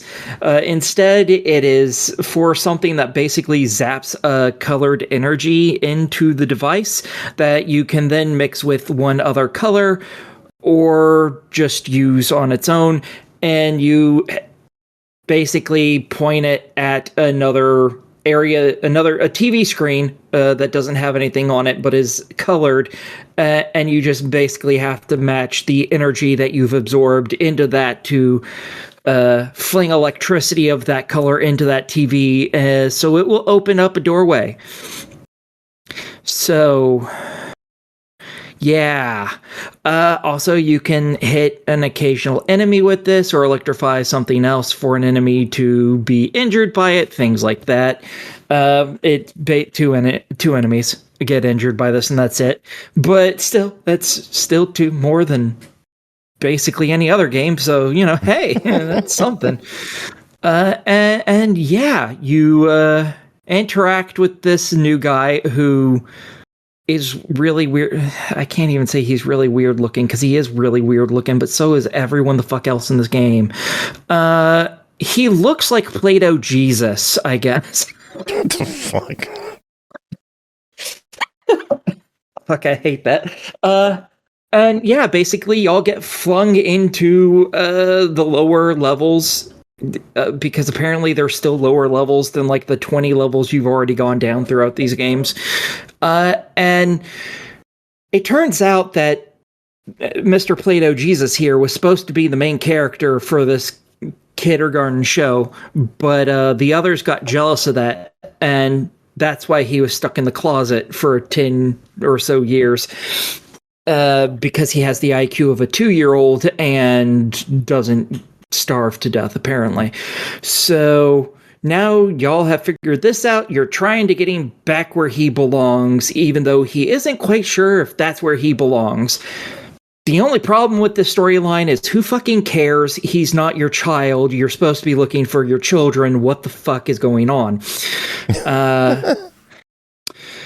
Again, that's kind of the thing of all these games. You do a bunch of shit that has nothing to do with anything because you're supposed to be looking for your kids. You're never going to find your kids. Just so you know. We're going to be at like Banban 84. You're still not going to find your kids because you're too damn stupid to manage it. So, yeah, there's not a lot. This game's probably 2-3 hours long. So it's about average, maybe slightly longer than many of the others, but it's around average length for it. And it exists. It's a game. It is a I know you've been mixed on this series from like the beginning. Yeah, I've never particularly liked any of these games. They can be mediocre. They can be really bad to mediocre, and this has not dispelled that. Sadly, it is still very mediocre as shit. Let's talk price not terrible, on it. So this one clocks in at $10. What do you think? Yeah, it's fine for that. I think if you've liked this series, that's perfectly reasonable price for you, I guess. Go ahead and continue it. If you've liked it so far, you're probably going to like this. If you haven't liked the series, why the fuck are you still playing it? It's the 7th game, quit. And if you're me, you're just... And if you're me, you're just going to keep suffering. There were 8. There was also missing Banban. Yeah, but that's a spin-off game. 0 still makes 8. It's like how we don't have episode 24, but we have an episode 0, so it evens out. I hate that logic. You should be ashamed of yourself. Hey, I'm not happy we missed episode 24. Don't defend these people. Do not defend these people. They have a Banban 1, 2, 3, and 4 bundle for $17.99. I think that's like a $2 savings. There's also a Banban 0, 1, 2, 3, 4, 6, 7, and 8 bundle for $47.99, which is a savings of like $7 or something like that. What do you think of all that? Is this a series that people should check out, or yeah? This game was originally made for kids and younger folks who liked things like FNAF. That is what this game was trying to ape through a completely different gameplay. It was trying to catch on in that, fad of mascot horror. This isn't a particularly good one. It's stuck around somehow, but I don't think it's as good as many of the others. Like there's Poppy's Playtime, which is much better. There's FNAF that's very different. I'm not going to call it better because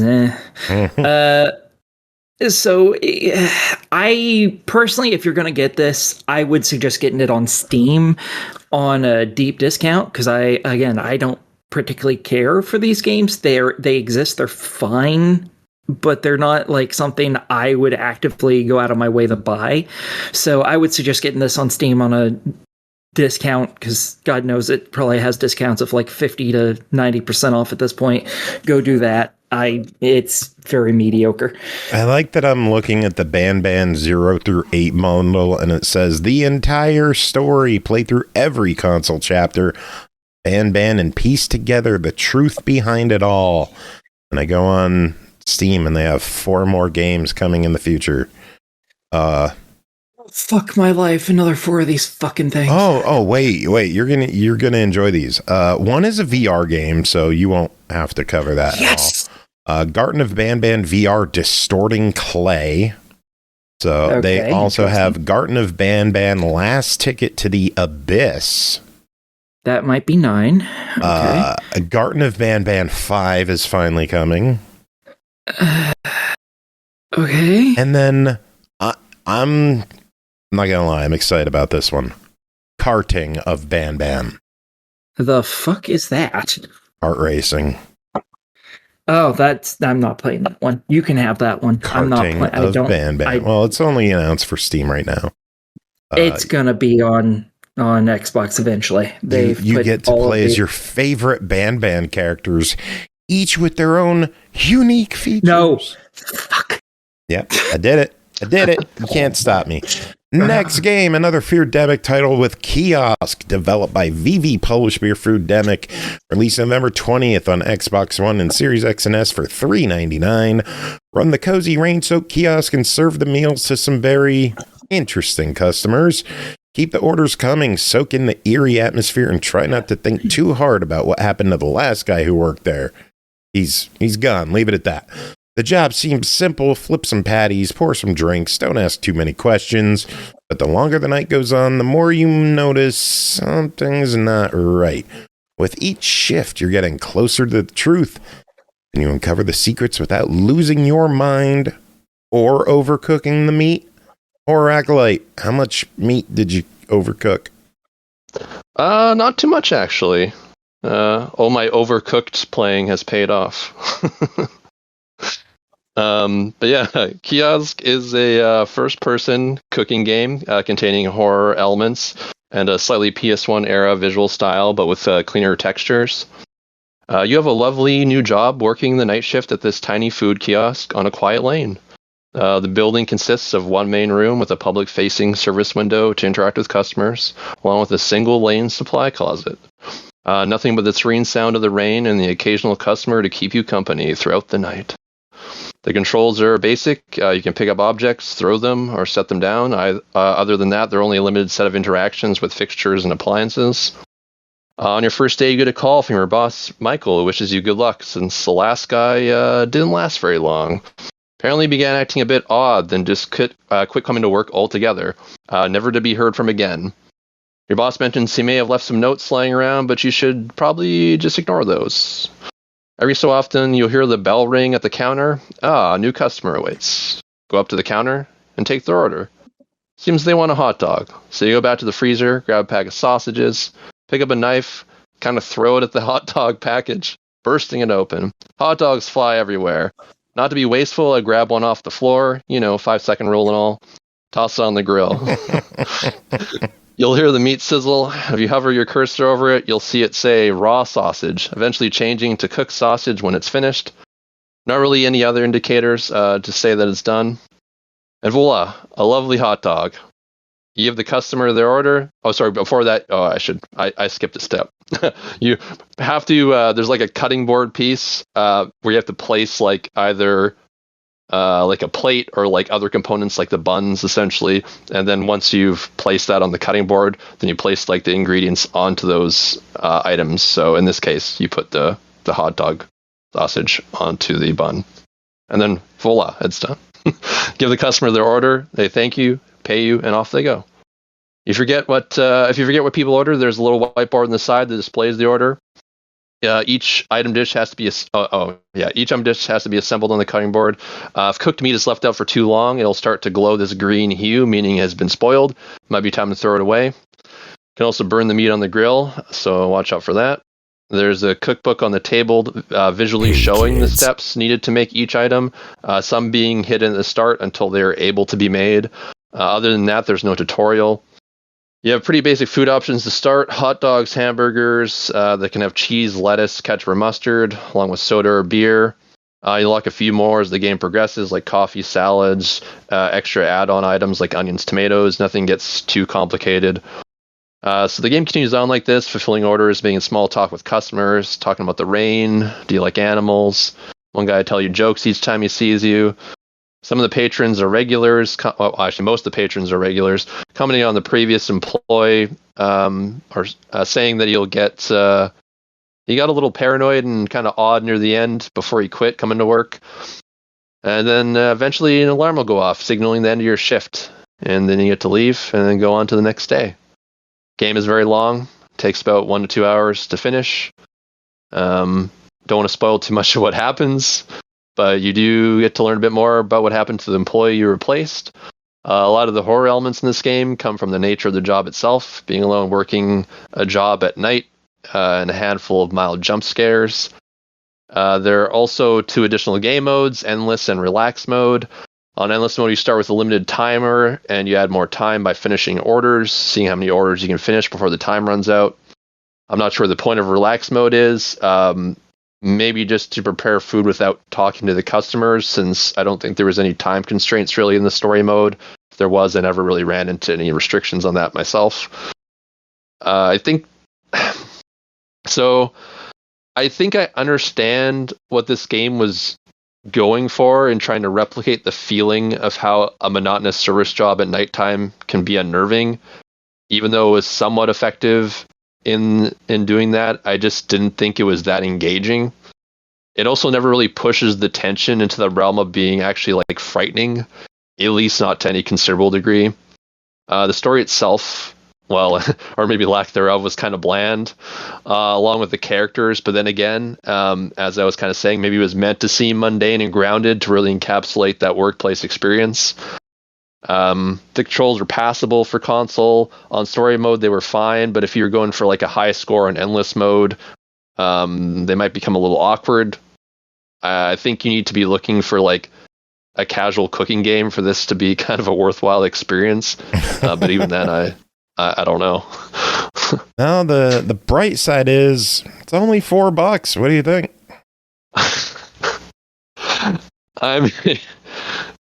I'd honestly, I'd probably just give this a pass. Like, I don't like hot dogs, man. I mean, like, if you really are itching for like a casual cooking game with like kind of not the best controls, then like, I mean, sure, but like, I don't know if you've played like any of the like Puppet Combo games, or like any of the like kind of PS1 era kind of visual style like horror games, but a lot of the fun in those games for me either comes from like the visual kind of visceral effects or like the awkwardness from like the character interactions. And like in this game, you interact with a lot of characters, but like I didn't feel like enough of them were like that awkward. There's like a couple that are maybe a little quirky, but like I don't know, it just wasn't impactful enough for me for like those interactions. And like other than that though, all that there really was the cooking aspect, and that is just so mundane that like unless you really want that chill cooking game experience, and even then it wasn't that great. I don't know, like I said, it's as a like if this game is supposed to encapsulate that in mundane experience of running that night shift job, it does that really well. But like if you want to pay for that, then sure, I guess. But I would give it a pass. But That's if you know fair. what you're getting into, it's cheap enough where maybe fuck it, why not is fine. But like, but sure, yeah. Oh, not the best episode for Feardemic, but all right. We got one last game to talk about. It's a quick preview of There Are No Ghosts at the Grand. Developed and published by Friday Sundae. Demo is out now on Steam. The full game will be out in 2026. Inherit a crumbling English hotel and restore it by day while battling ghosts by night. With a sardonic cat, a talking power tool, and a twisting supernatural plot, this is a musical mystery unlike any other. Will you be able to hold it together while everything around you falls apart? That's what I do on a weekly basis with this show. But Aki, what's it like in the game? It's probably a little more fun than what you experience in real life. So, you know, there's that. So what's going on in this? I don't know how big the demo is. The demo's an hour-ish long, maybe thereabouts. You can get through it probably a lot quicker than that. Probably, if you're just speeding through it, doing what you're supposed to, maybe a half hour-ish. And what are you doing it? First, you start off actually in the Grand, which is the hotel, the Grand Hotel, that your uncle or grandfather or someone died and bequeathed it to you. And apparently the town folk, they don't appreciate that because they consider that hotel theirs instead of, you know, yours when it is yours, and they can go fuck themselves. So they all seem to have a stick up their ass about that. And you have come in and decided, well, this place is boarded up. It's starting to fall apart. Let's fix this bitch up and open it again. Because that is good for, you know, the town. But apparently that makes you evil. So you start off already fixing it up. You have 4 different devices on you that it doesn't fully explain how to use them, but you figure it out pretty quickly. One of them is a sandblaster that destroys fucking everything, and I goddamn love it. Basically, it just shoots sand, and it's great. But it shoots it so hard that it can destroy already cracked, like, wood and stuff. So it's pretty bitchin'. So you do that, whilst you have any one of these items out, you can also push a button and it scans the area and tells you basically, oh, this is what percent of this you still have left to do, so on and so forth, for each one of the different items that you have equipped. It also highlights some things for you as well that are story required to help you find them more easily. There's a vacuum gun that lets you suck up all the trash in the area, which later on you get the ability to flip it into a different mode, which I assume all of these will eventually have, which allows you to expel stuff from it instead of just sucking it up, which is really cool. You get a spray gun, is what it's called, and it basically paints things. It took me a long time to figure out what this did because it was having me spray paint the walls the same color that the walls already were. I thought it was just water or something, so since it was making the thing the same color, I didn't realize that's what it did until quite a bit later when I destroyed everything on a wall and then did it, and I was like, oh, it's that! And then later on, you got the ability to actually change what colors you were spray painting. It's like, oh, I like this a lot. And then there's a furniture gun, which think of the Half-Life 2 episode, like 1 and 2, that little gun that you have in that picks things up and allows you to shoot them really far away. That's basically what this gun is, except for it's made to help you put things up in higher positions and stuff like that, and allows you to pick up things you otherwise couldn't. So you're like picking up chairs, and then it's angling it correctly so you can put it back on the ground. It fixes up, oh, there's these pillows and stuff on this couch that are spilling everywhere. Well, it picks it up, it puts it all nice and neat, and then it lets you set it somewhere. You can also hang pictures with it and shit. So Half-Life 3 confirmed. Got it. Yeah. And I think that was all of the guns. If I'm wrong, well, get over it. And you very quickly, you get through this, and then you get a call, and you head outside to deal with this woman who's very pissy about the fact that you have this house. And she's like, yeah, we're going to go to this island because there's been some muck around. You weren't alerted to this before because this is apparently somewhere in the middle of some fragment of this game. And you're like, okay, let's go to this island. And you head off there. So you pilot the boat, you fix the boat up, and then during that, she starts singing about how this place doesn't like outsiders, it doesn't like you, but that Grand Hotel is part of them and all this stuff. And you actually get an option to be like, well, the Grand is mine. Or, you don't see it, but I'm trying to help. You don't know me well enough to dictate that I'm a bad guy. And whichever one of those you pick, your character starts singing along with that option that you chose to sing back to her. And it is so fucking good. This is a musical, yes? Yes, it was great. What? Yeah. How does a musical work in gaming? I don't know, but it's fucking fabulous.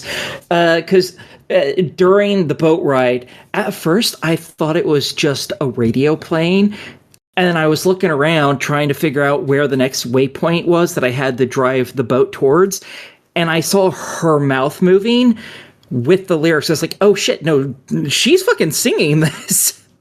Beautiful voice for whoever's the VA for that. A beautiful voice. And then you got the option to respond to it. And then your character started singing. I was like, oh, yes, this is a game for me. Totally a game for me. I love musicals. Well, yeah, you and Brie have both been talking about this one since we first saw it revealed. Yeah, last year, I think? Something like that. One of those showcases. Yeah, but on this island, you have to fix up the boat because it does crash. And then It doesn't get fully fixed, but it starts floating away with her on it, and you get stuck on the island. So you end up seeing these little memory things that you get to interact with, and they basically become bubbles where you're seeing the past somewhat, and you can do stuff to interact with that memory in order to expand it, to continue it until it's reached its completion point, which allows you to get more information about the area around you so you can find new pathways and stuff, which is really interesting. Sometimes it requires you like pick up an item and place it somewhere else. Sometimes it requires you to get rid of items altogether, stuff like that. But upon completing that, it changes the environment subtly or shows you a new pathway because they were talking about a pathway there or something, and you're like, oh, there's something behind this, let's get the fuck rid of this. Or suddenly now a door that was locked is open out of fucking nowhere. And you go through this bunker basically doing that, and you come out of the bunker and you find out the little cat that belongs to the lady. It talks to you. And it is a prim and proper little cat, and you freak out, which is fair. And then you get out of the bunker way late at night, and there's a ton of chairs just sitting around. The cat's like, oh, this isn't good. Don't touch them. Don't go near them. Follow me, and don't touch them. And me being me, I was like, well, no, fuck that. I want to know what happens if I touch it now. And I died immediately upon touching it. So I was like, oh, okay. Restarted from that same area. Good for you. Thankfully. You deserved it. Yeah, exactly. Restarted from that same area. Didn't lose any progress, thank God. Again. I was like, okay. Yeah, no, not again. And I avoided it. And you went off a little ways, and then all the chairs turned into monsters, and they started chasing you, and you could use your furniture gun to basically shoot things at them. And then basically you got back to the start of the bunker and locked yourself in, and then the game demo was over. Oh my God, it was so fucking cool. Every second of it was so fucking awesome. I was going to say, you know how I could tell that you're excited about this one? Because you are going crazy in depth with what you did in the game. I noticed that with you, that when you get really into games, you will go through like a full rundown of everything you did. Yeah, that's because I really want people to understand just how amazing it is, I think.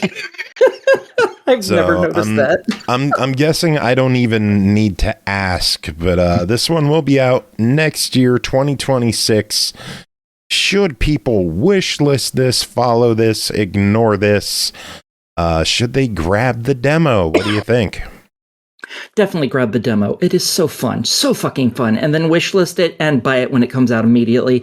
We don't even have to do, you don't have to wait for my review on this, which I'm hoping gets to happen. Okay, so you don't get the review copy. Good. Yeah, okay. Fuck off. We worked that out. Free gets it. Sounds good. When it comes out, just buy it immediately. Don't wait for reviews. It's going to be worth it, I promise. And if you aren't sure about it, when it does launch, it'll be on Game Pass. Yeah. And buy it anyways, just because they deserve money.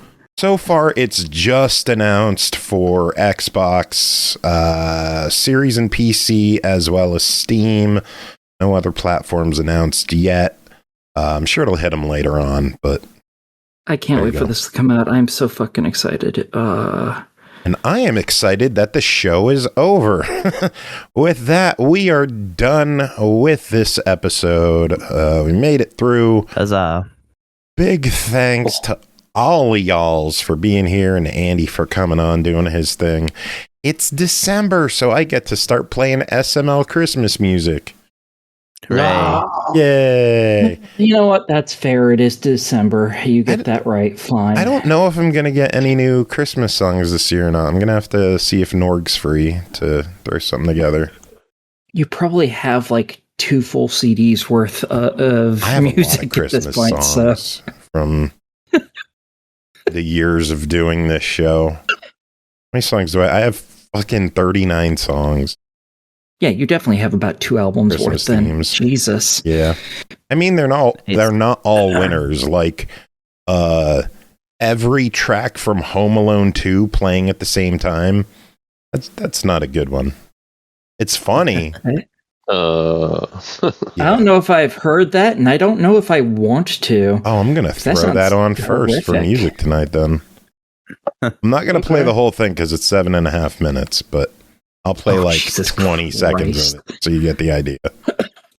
Okay. But, yeah, we're going to play something Christmas themed that's not every track from Home Alone. Does anyone have any final words to wrap up this episode? Buy the Grand Hotel. Not out yet. I don't care. Buy it anyways. Dream about buying the Grand Hotel. Just the name right. Fantasize about it. I love this game. Fantasize. I don't know what the name is, but I love this game. The ultimate praise is not remembering the title of a game you love so much.